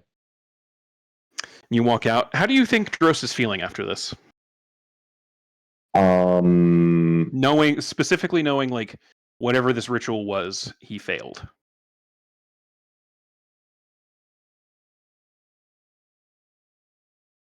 I think I don't think Drost is feeling I think I don't think he's worried about necessarily the failure, primarily because it seems like Tyler did pretty well. And he's hoping that one is enough. But there's definitely some, trying to tamp down some, previous feelings and stuff like that. So uncomfortable, but not necessarily disappointed. Okay. Yeah, you go and take your seat again, and with the rest of the group, you see Tyler leaning over on Taylor's shoulder, and Finn still burning down a joint while as just sits there holding his skin of goat's milk. Oh, there's a look at Tyler. Looks like it's still you. Oh boy. Your turn. You going, I sit up Taylor? and I pat him on the back. I'll go. Fuck it. All right. Out of character. I'm 47 years old. This is literally going to be my first therapy session ever. Welcome to therapy. Everyone's getting a little dose of it today. This is great. So yeah, Taylor, you walk in. You sit at the comfortable seat there at the table, and the door's closed behind you, and Archpriest Redheart takes a seat. Taylor Redfire, how are you doing today? I'm breathing. Breathing is a state of being. Could be better, but could be a lot worse, honestly. I'm hesitant to call that an optimistic outlook, but that is at least a little more positive outlook, given a lot of things that I've been recently told. So, tell me about yourself. Like what? Exactly. Well, Well, what do you like? What do you like? What are the things that are important to you? Uh, I like the wilderness. I like animals. I love Kisa, my little wolf friend. I don't spend as much time with her as I'd like to, but I, I do what I can. Unfortunately, sometimes the situations doesn't quite work that way. I love my sister, I love my family, and things things are starting to get better, but it's a long road ahead, so to speak. I can imagine, given everything seems like your group is facing now. What's one good thing that you see coming on the horizon or that's been happening lately for you? Um, I have my mom back, which is something that was very unexpected, but I'm not gonna, as the term says, I'm not gonna look a gift horse in the mouth. I can imagine that was a pretty big shock. How do you feel about it? Just you're excited? Like what are the thoughts that come to mind feeling that emotion, like thinking about her being around again? I mean, I'm happy she's back. I'm just not 100% sure if she's the same, if that makes any sense, because I don't know what happens in when that when you die. It's just I just I hope that she's the same, or maybe she's better now. Maybe she's more cognizant about things, or maybe it's worse. I don't know. I'm nervous about that whole situation. It's just kind of awkward, if there's a better word to put that. I don't know. It makes sense. This is speaking from experience as just a cleric, not even my own personal experience. Any experience with death and brushes with the other side of things can definitely affect people, but I think it's always a matter of the integrity of the person when they're being before they're being brought back and the environment that they're being brought back into, I think. So, it sounds like you have a pretty strong bond with your mother. Is that fair to say? I had a better bond with my father when we were growing up. My sister is the one that had the better bond with the mother, but I mean, I still loved her whenever we were together and everything. But yeah, it's like I said, it could have been better. I'm sure I could have done better as a kid, or I should say, as a son, but hell, even as a brother. No. But I mean, I did what I could, but like I said, I'm sure I could have done a hell of a lot more. What makes you say that? I I just feel that I didn't try as hard as I should have at different things in different times. I'm a very shy person, and I tend to normally try and keep to myself because I'm not really a big talker, and B, it's just other people's opinions can kind of hurt my feelings sometimes, but not always. I mean, it depends on the situation and everything, but I don't know, it's just weird like that, I guess. No, it can if you don't come from an environment where discussing things to death is common, it can certainly be, hard to articulate certain aspects of that, especially when it comes to personal relationships.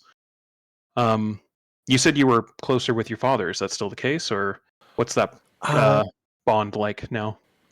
I mean, now it's little bit. I mean, ever since when my mom passed away, uh, my father became a lot more distant with me and was a lot more cold to my sister. So our bond kind of,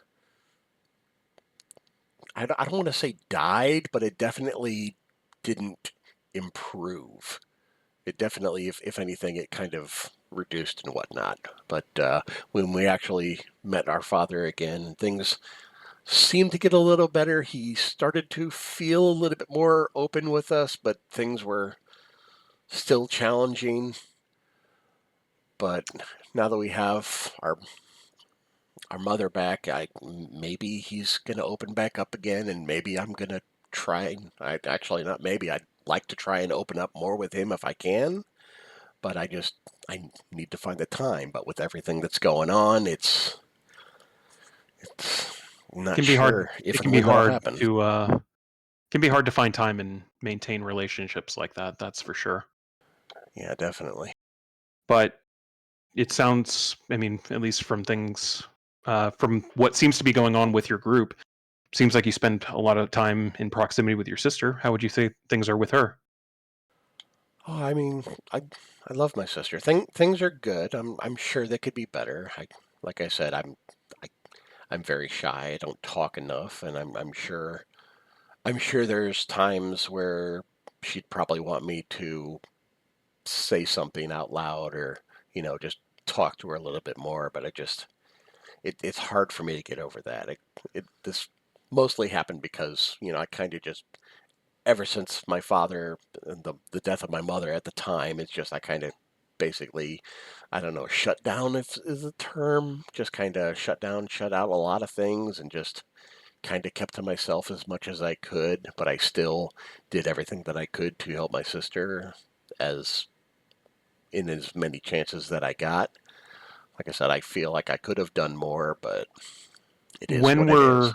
we're faced with tragedy on things of like that nature, and struggling, to deal with things like that and process it at our own paces, it can be, we tend to go into a survival mode like that where it's, we're just trying to keep our head above water, and it feels maybe like we're letting people down. But would you say actions can speak like words?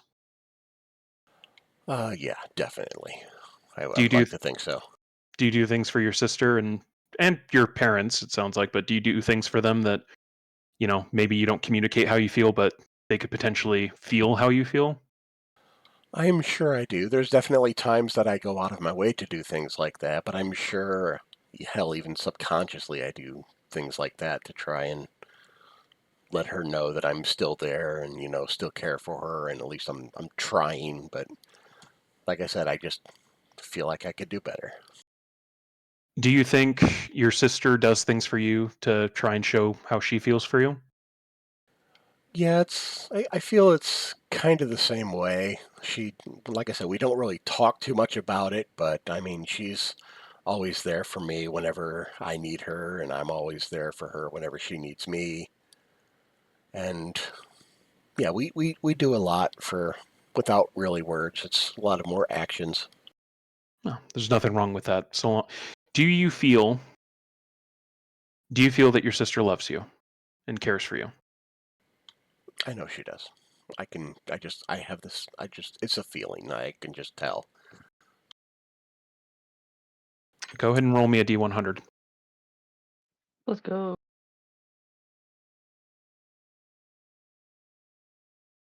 Just like Close to everyone that else, 20 number. you feel a building of power in this room as this conversation has been going on. The air just almost crackling with energy, and it finally crests over in this discussion. And as you think about the love you have for your sister, the bond that you two have, you feel the wave crest over you, and this sense of calm and comfort and relaxation and care and love as you let out just this deep seated breath and feel most of your shoulders, your clavicle, muscles in your neck you weren't even aware you were tensing. You feel your jaw unclench for the first time probably in years. Um, a full, like, just moment of relief and comfort, and you are safe and loved.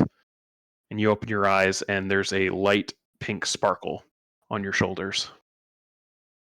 Oh, nifty.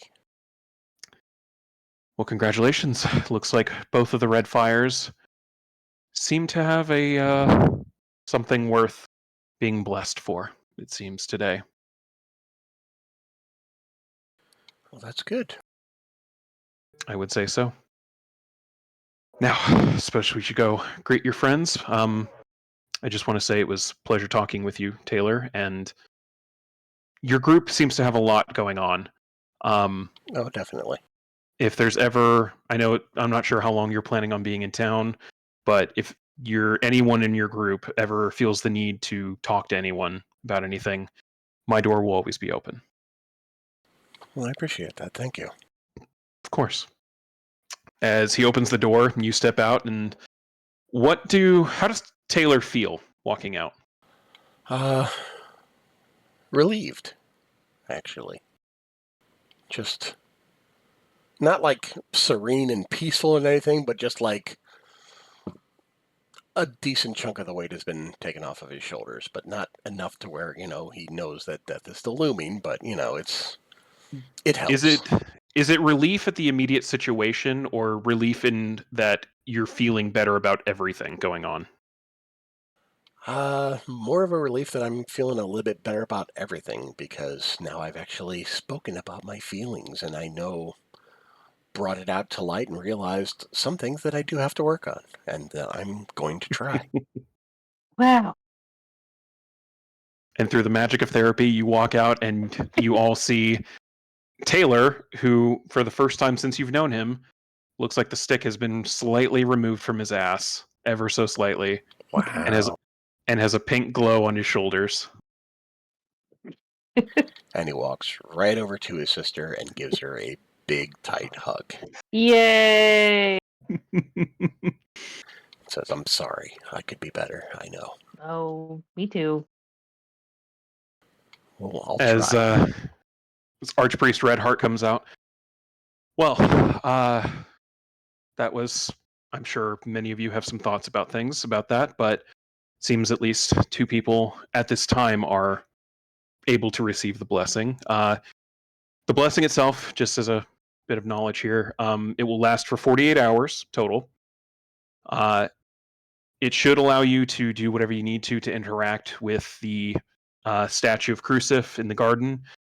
Again, I don't know what that's going to look like exactly, but hopefully it will maybe be obvious. I'm not entirely sure, but our lore says that only those with the blessing are able to do whatever needs to be done to open the openings to the catacombs. So hopefully there's something there. If you guys end up figuring it out, feel free to tell us. We'd love to get that in writing somewhere. But should something happen, and for whatever reason you need to have the blessing reapplied, or if anyone else wants to make an attempt at it, in 24 hours you'll be able to try and receive it again.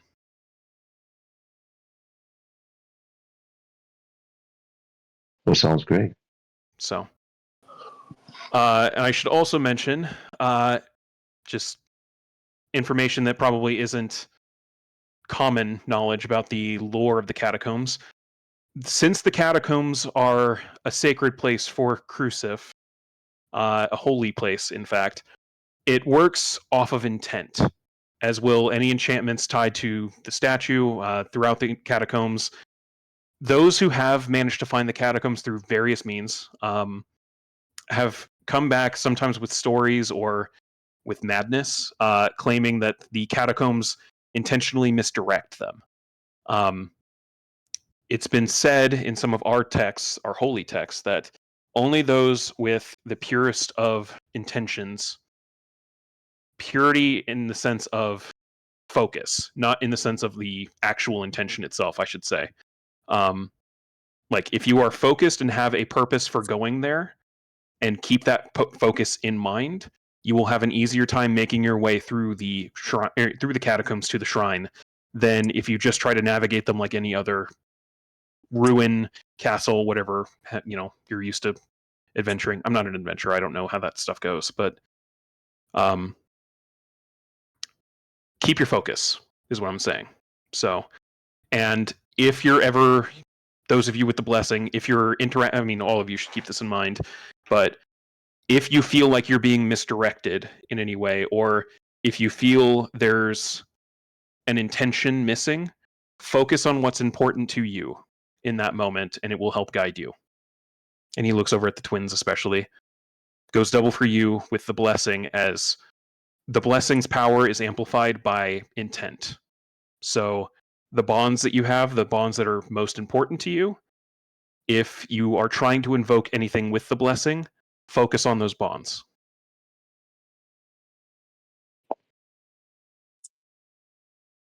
I just nod. All right. Well, blessings of the Maiden of Love upon you, and is there anything else I can do to help you?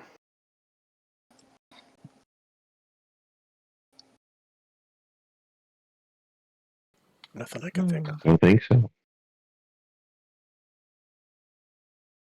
All right. I'll have Cleric Braga show you out, as I think I need a little bit of time to decompress myself now. So, good day to the rest of you, and I was going to wish you Happy Empire Day, but given everything you've told me, that's probably a moot point. So, happy day. Cheers. Happy day. Okay. And Cleric Braga comes in, kind of has you guys or escorts you out of the temple, and you're back on Temple Row. Where are you guys heading? I'm following the twins. I mean, might as well head right over, right? I mean, if we're all ready. Why delay? All right. You guys head to the Garden of Crucif, cutting through Temple Row and main area of town, making your way, and this is your first time in the garden proper. You've kind of skirted around the edges of it, walking by it. There is a very well-worn but decently kept paved path that kind of circles the entire garden. A couple walkways through, separating parts of the lake.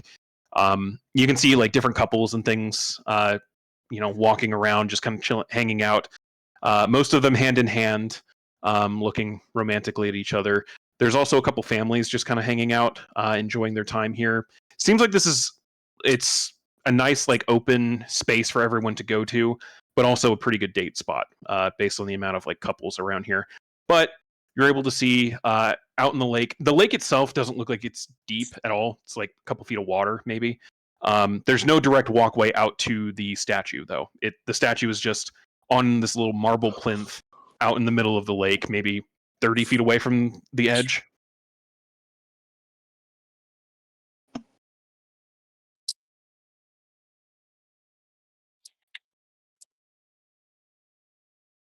All right, chosen ones.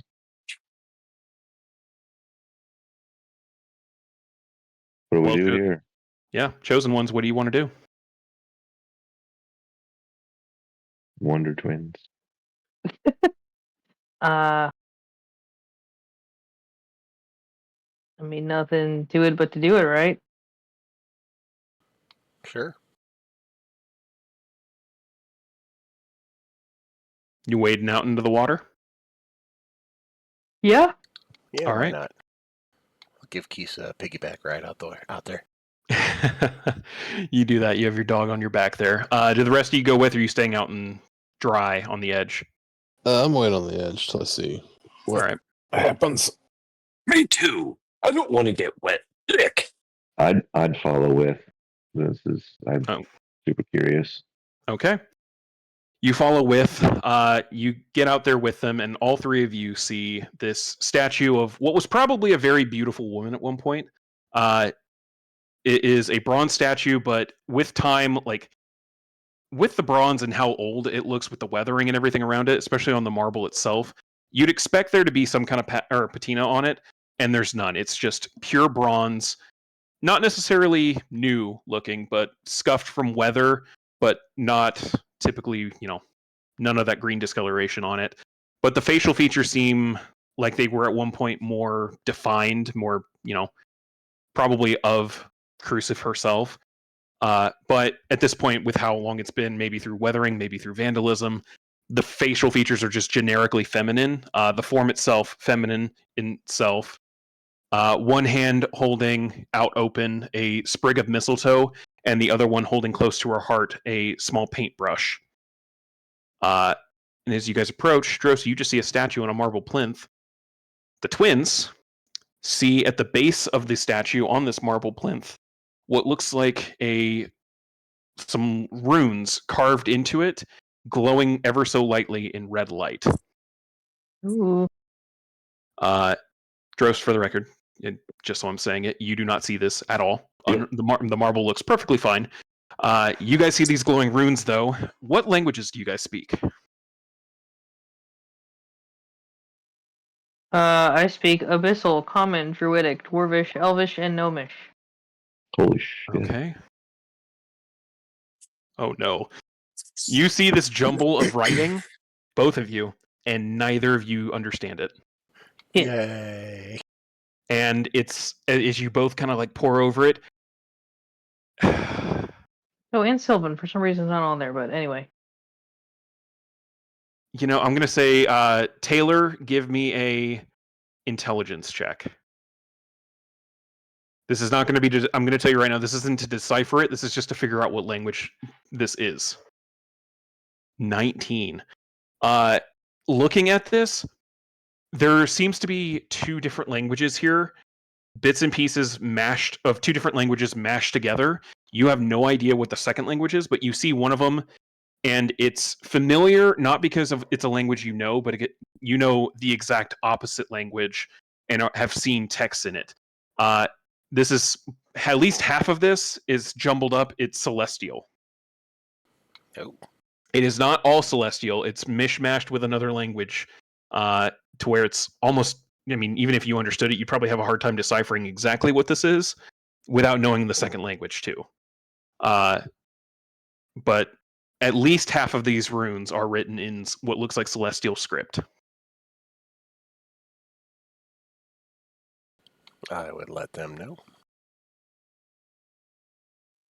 I can't quite read it, but Celestial.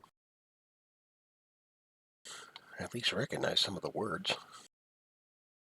Or at least words of that language anyway. That they are that language.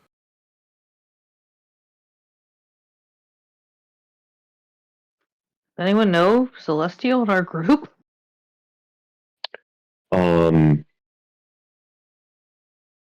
Would you be able to? I can't see them. Can you? Are they something that you can recreate?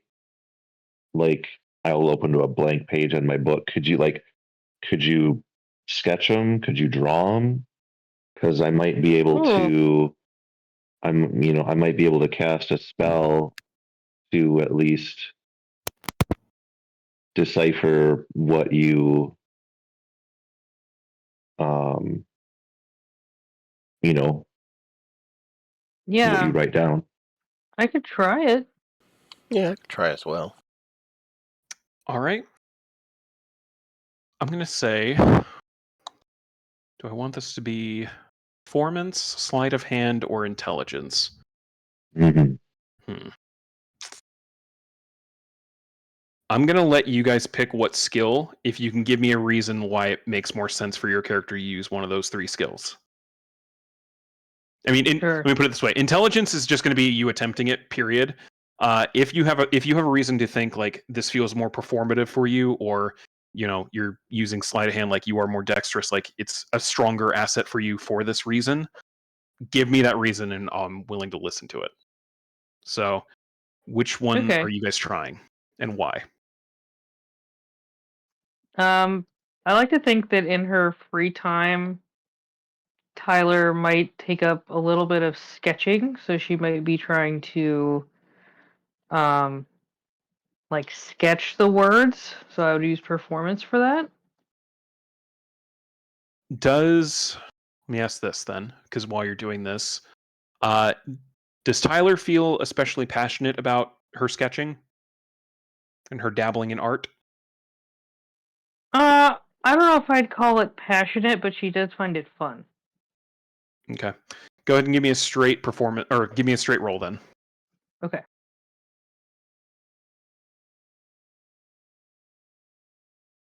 10. Okay. I mean, I'm better with sleight of hand, but I can't think of any reason how to use it. I mean, it's the stronger skill set for you. Do you think, as Taylor tries this, do you think there's any part of him that feels like... No, I don't have a good way to phrase the question. Never mind. Go ahead and roll straight roll for this one. For sleight of hand? Yep. Go ahead and make sleight of hand. We're breaking and entering. Yeah. Yeah, you both try, and it's pretty quickly obvious, like after maybe a couple of characters that you've copied over, it's not perfect, and it's made harder because this is like a mishmash language. Like there's not just one language that you're copying, there is two. Like every other character seems like it's in a completely different language, from, it's kind of jumping back and forth, so it makes it even harder because you're trying to do it in two languages you don't know rather than just one, with drastically different character strokes of trying to copy it down. So not great, but you have something here. 2 different attempts now. Yeah, well, shoot. Sometimes it's hard to get the 3 dimensionality of those runes when they're in Yeah. to go in 2 dimensions. Um, And it'd be a little easier if they weren't freaking wiggling the entire damn time. It would right. be. Do I get the sense that this is something that, like, I mean, it costs. I mean, it just takes time. It's like I need 10 minutes, and would I be able to do a ritual like knee deep in water? I'd probably have to go back to the shore and do my whatever You'd probably have to sit on the shore and candles do it. and all that bull crap. Yeah. But do I get the sense that what they've drawn would be of any? I guess if I don't know the language offhand, then or either of them, I probably wouldn't know With what they've that done, it's useful or what not. languages does Drow speak, or what languages does he know? Not as many as Taylor. Common, Elvish, Infernal.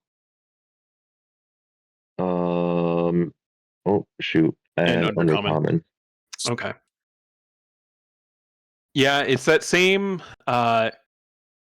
What parts are legible in this? About half of what is legible Sure. does seem to be in that, like, because Infernal, you have an idea of what Celestial looks like. You're not fluent in it by any means. Right. You just kind of it's in that same way of, like, when you look at if you know enough Spanish, you can look at Italian and you're like, I know that that's Italian. That kind of sense, like enough to know what it is, not what it says. Half of it is definitely Celestial. You have no idea what the other half is, though. Well, if I can tell that it's probably Celestial, it's worth it for me to try and get back to. I mean, without any other options. And then maybe we talk about that as a group and see if they have any ideas. But I'd spend some time while everybody else is mulling it over, trying to ritually cast Comprehend Languages, because I don't have it prepared, but I can cast it from my spell book. And yeah, while everybody else is trying to figure something out. Okay. Tez and Finn, what are you guys doing? You see that Drost has this, like, these sketching or etchings essentially of what these runes are supposed to be, kind of, maybe. I could hit it with my hammer. This is taking too long. I don't think hitting with your hammer will help. How far away are they? About 30 feet ish. Well, Okay. a little less than 30 feet. It feels. Oh, that's not that far. Yeah, that statue out in the water is about 30 feet, so they're a little closer to that. Okay. Or a little less than that, but I'll awaken mind and talk in their heads. Like, hey, what's up? Did you get it figured out? Where's the door? These languages suck. I just yell. Oh, you speak halfling. Let me come see. Is it halfling? You look at the etchings, and no, it does not even remotely look like halfling. I squint at it and make just look like I'm thinking real hard. This is not halfling.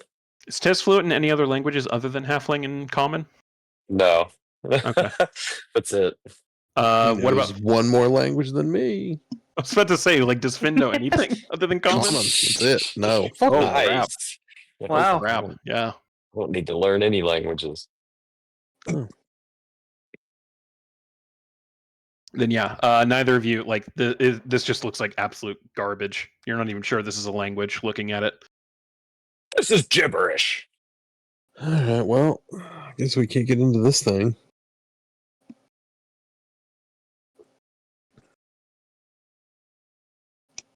You'll go back to Oasis and try to find that key or that lock. Well, is it worth trying to spend the day and for one other of us to get? I mean, I can't read shit that you guys can't. Like, I'm easily the dumbest person in this crowd. Maybe besides Tez. Don't say that about yourself, Ed. Wait a minute. Okay, it's kind of true. We could spend all day sketching runes. Yeah, I can't after, read that like, shit anyway. after a few, however long it takes with the ritual, would I get Yeah. any more interest or insight into what they've drawn? I'll so I say can that. I'll see. say this: two things. One, if the twins spent I'd say I'd make them roll like a D8, and whatever they roll on there, that's how many hours they'd have to spend to get a perfect recreation of it without a roll. I'm going to say that. Mm-hmm. So that is an option. Just keep in mind it's up potentially 8 hours. So, but it's something on the table. I'd even blessing say for 40 more. yeah, you have the blessing for 40 more. Right, I was going to say when you use comprehend languages on this. So, just so I understand, the wording in comprehend languages, it just automatically translates. Does it automatically translate it, or is it you just understand what you're reading? Stand by. It's been long enough since I've used that spell. I don't It remember it off the top. is- Just click it. It should drop it in the chat. Yeah. Okay. I think it's reading. The literal Oh. meaning of any spoken language that you hear, you understand. Any written language that you see, but you must be touching the surface on which the words are written. It takes about 1 to 3 one-page text. Okay. You understand any written language that you see. Doesn't mean it translates it. Okay. I'm gonna say, give me. So yeah. So like, first we got to figure out if we want to take the time for the twins to do like an actual perfect thing, because that's like that's the only way that it'll really make sense for me to then, once they have a perfect perfect transcription, then based on that, once they're happy with how it looks, that it looks identical, then it would make sense for me to run this. So if that's something you guys want to do, to take the time to do that, this seems to be the roadblock for us. We might. I mean, we could go back if we make the sketch perfect, however long it takes. We could go back to the cleric and maybe get them to transcribe it or translate it. Yeah, potentially. Well, if I don't know if can they do know this it, but thing. it's yeah. Right. I'll at least, if you can get an accurate transcription, then I'll at least understand, the meaning of it. Or I guess, Corey, however I feel like I sort of interpret what, I've used this I've used this spell numerous times on, text that I can't read, but it's written in a scroll, or it's written on but it's not something that someone else has seen that is transcript, all that stuff. So give me what I'm going to say here. Give me an intelligence check. I'm going to say this. I'm going to reveal the mechanic here already. If you had known automatically what both of these languages were, like if one of you had known, like we're fluent in both of these languages, no roll was going to be needed. If you knew one, there was a DC to try and figure it out, because there's, you're figuring out one half of one of these languages going on here. You are using a spell and looking at an incomplete recreation of this. The Mhm. DC is going to be a lot higher, but Sure. it's not impossible. And I will always honor a natural 20 should one get rolled. So Sure. go ahead and give me just Um, a straight intelligence check. If anyone has anything they can do to help or boost it, feel free. Well, yeah. I mean, if I'm able to use guidance at the same time as this, Absolutely. as I'm trying to. Yep, you are absolutely able to. And I would recommend it, in fact. Yeah. I haven't stopped looking at the patterns. I'm trying to see what the pattern of how they're rippling, if there's like a certain pattern to it. And he says, I see a pattern, but the pattern keeps fucking changing. Sorry, you said intelligence Yep. check? All right. Intelligence check with guidance, and since Taylor is helping you trying to go over this, with advantage. So Okay. Advantage. And then I gotta roll the D4 separate. mother Hey, fucker. look at that. Holy shit. 29 Damn. to How's nat 29 20. work? 29 and a natural 20, and I said I was going to honor a natural 20. Damn. So I'm going to send you this. I'm going to send you what you were going to get on anything less than a 25. All right? You were going to receive this as a like what you're able to decipher on that piece of paper that the twins have both tried to make. You sit there and you don't like you're starting to look over it and just picturing the images in your mind's eye and starting to recreate it, and the spell takes hold and like helps guide the shapes that probably are a little misread and miscopied, but you have like just there's that part of your brain that just starts working and clicking things into place, like, no, hold on, this is bent a little, let's fix this, realign it. And without even knowing it, your brain starts essentially retranslating what they tried to copy, and you're able to get the full text of what is written on there, which is Ooh.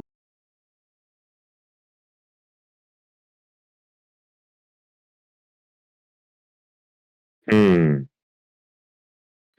Well, yeah. So yeah. As it takes me a minute. as you tap Yeah, into the I'll say arcane it. I'll itself and say you it finish out loud translating. as it Yeah. clicks in my mind. I'll say it out loud. It's a riddle. Maybe we have to we have to answer the question, what is mine, but only you can have. Oh. Can I just say also that I genuinely love the fact that, like, when Dross rolls insight or perception or whatever, it's like 6 at best. But when he does nerd shit like this, it's like 17 and up. And they say intelligence is always a dump stat. I mean, that's his only utility. Well, he did say that's what he wanted to be. Right. Well, you now have the riddle, and the twins, you both look and see the statue with the glowing runes still on it. All right, twins, does this click for you? Uh, You're supposed to have the blessing.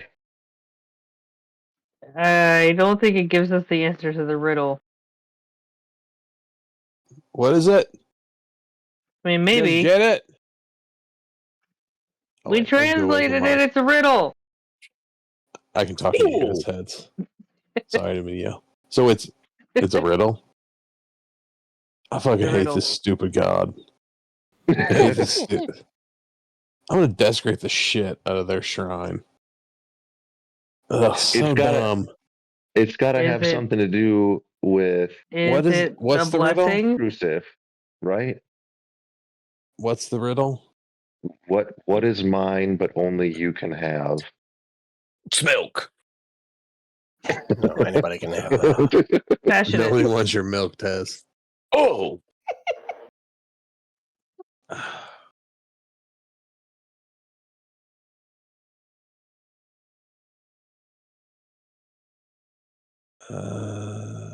Blessing. Heart. Uh, I'm horrible with riddles. what about It's, love? it's probably some kind of like dumb theme, right? The answer's love. It might be love, Oh, maybe it's Love. love. or it could be your heart. The Yeah. heart that you share Yeah, with what others. was Oh, what wasn't that was on that dude's shirt? Isn't that like Cruz's whole jam? Hearts. Isn't that like all Oh, over the yeah. temples? Yeah, it's like love or I mean, it one would of fit. those. What is mine, but only you can have? Your heart is yours, but someone else can have your heart. Or love. You could We'll definitely try have it. someone's heart. I've torn out so many You hearts. definitely like- can. That. Desi's them shits on the rag. All the time. Did they taste like metal, Tez? Kind of. Kind of coppery. That's how you got big and strong, isn't it, though? The next time I rip out a heart, you can have a bite. Oh, great. It'll make you big and strong like me. I bet it will. Stick with the goat's milk, thanks, Tess. Okay, Trost. You can We be can make more small goat's and milk whipped puny. cream. I mean, So, twins, you're both standing at the statue, looking at it. What do you say to the statue?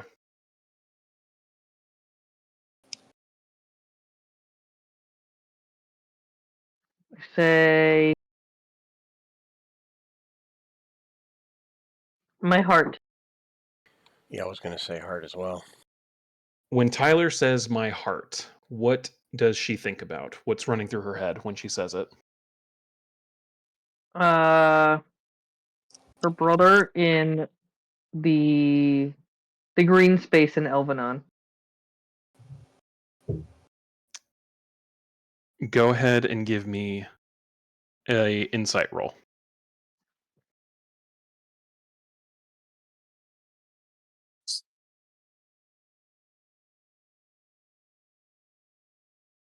You think about it, and when you say my heart and your mind goes to your brother, person you love, the space in Elvenon, this beautiful clearing that brought you so much peace and love and relaxation and calm, and your mind is flooded with those thoughts of things that you feel are important to you, and you feel a flaring of power from the blessing, and you watch as the runes underneath this riddle now say in common, my heart. Ooh, And you all see in the middle, like off, kind of halfway between you guys, like if you were to walk and meet each other in the lake, you would hit this spot. There's suddenly a portal that opens in the water itself on the I give ground. Taylor a heart high five. I also give her a kiss on the head. Ah, But there is now a portal in the ground and water leaking through it. Where are you guys jumping in? Oh, hell come yeah. on, guys. Yep. All right. You all Last one jump needs a into rotten this egg. portal. You jump into this portal, falling through with the water from the lake, and see as you fall through, it closes up behind you. And that is where we're going to leave off for the night. Ayo. Therapy sessions for the win. So Very nice. I'm going to end the recording here. So thank you guys for watching, and we will catch you next time.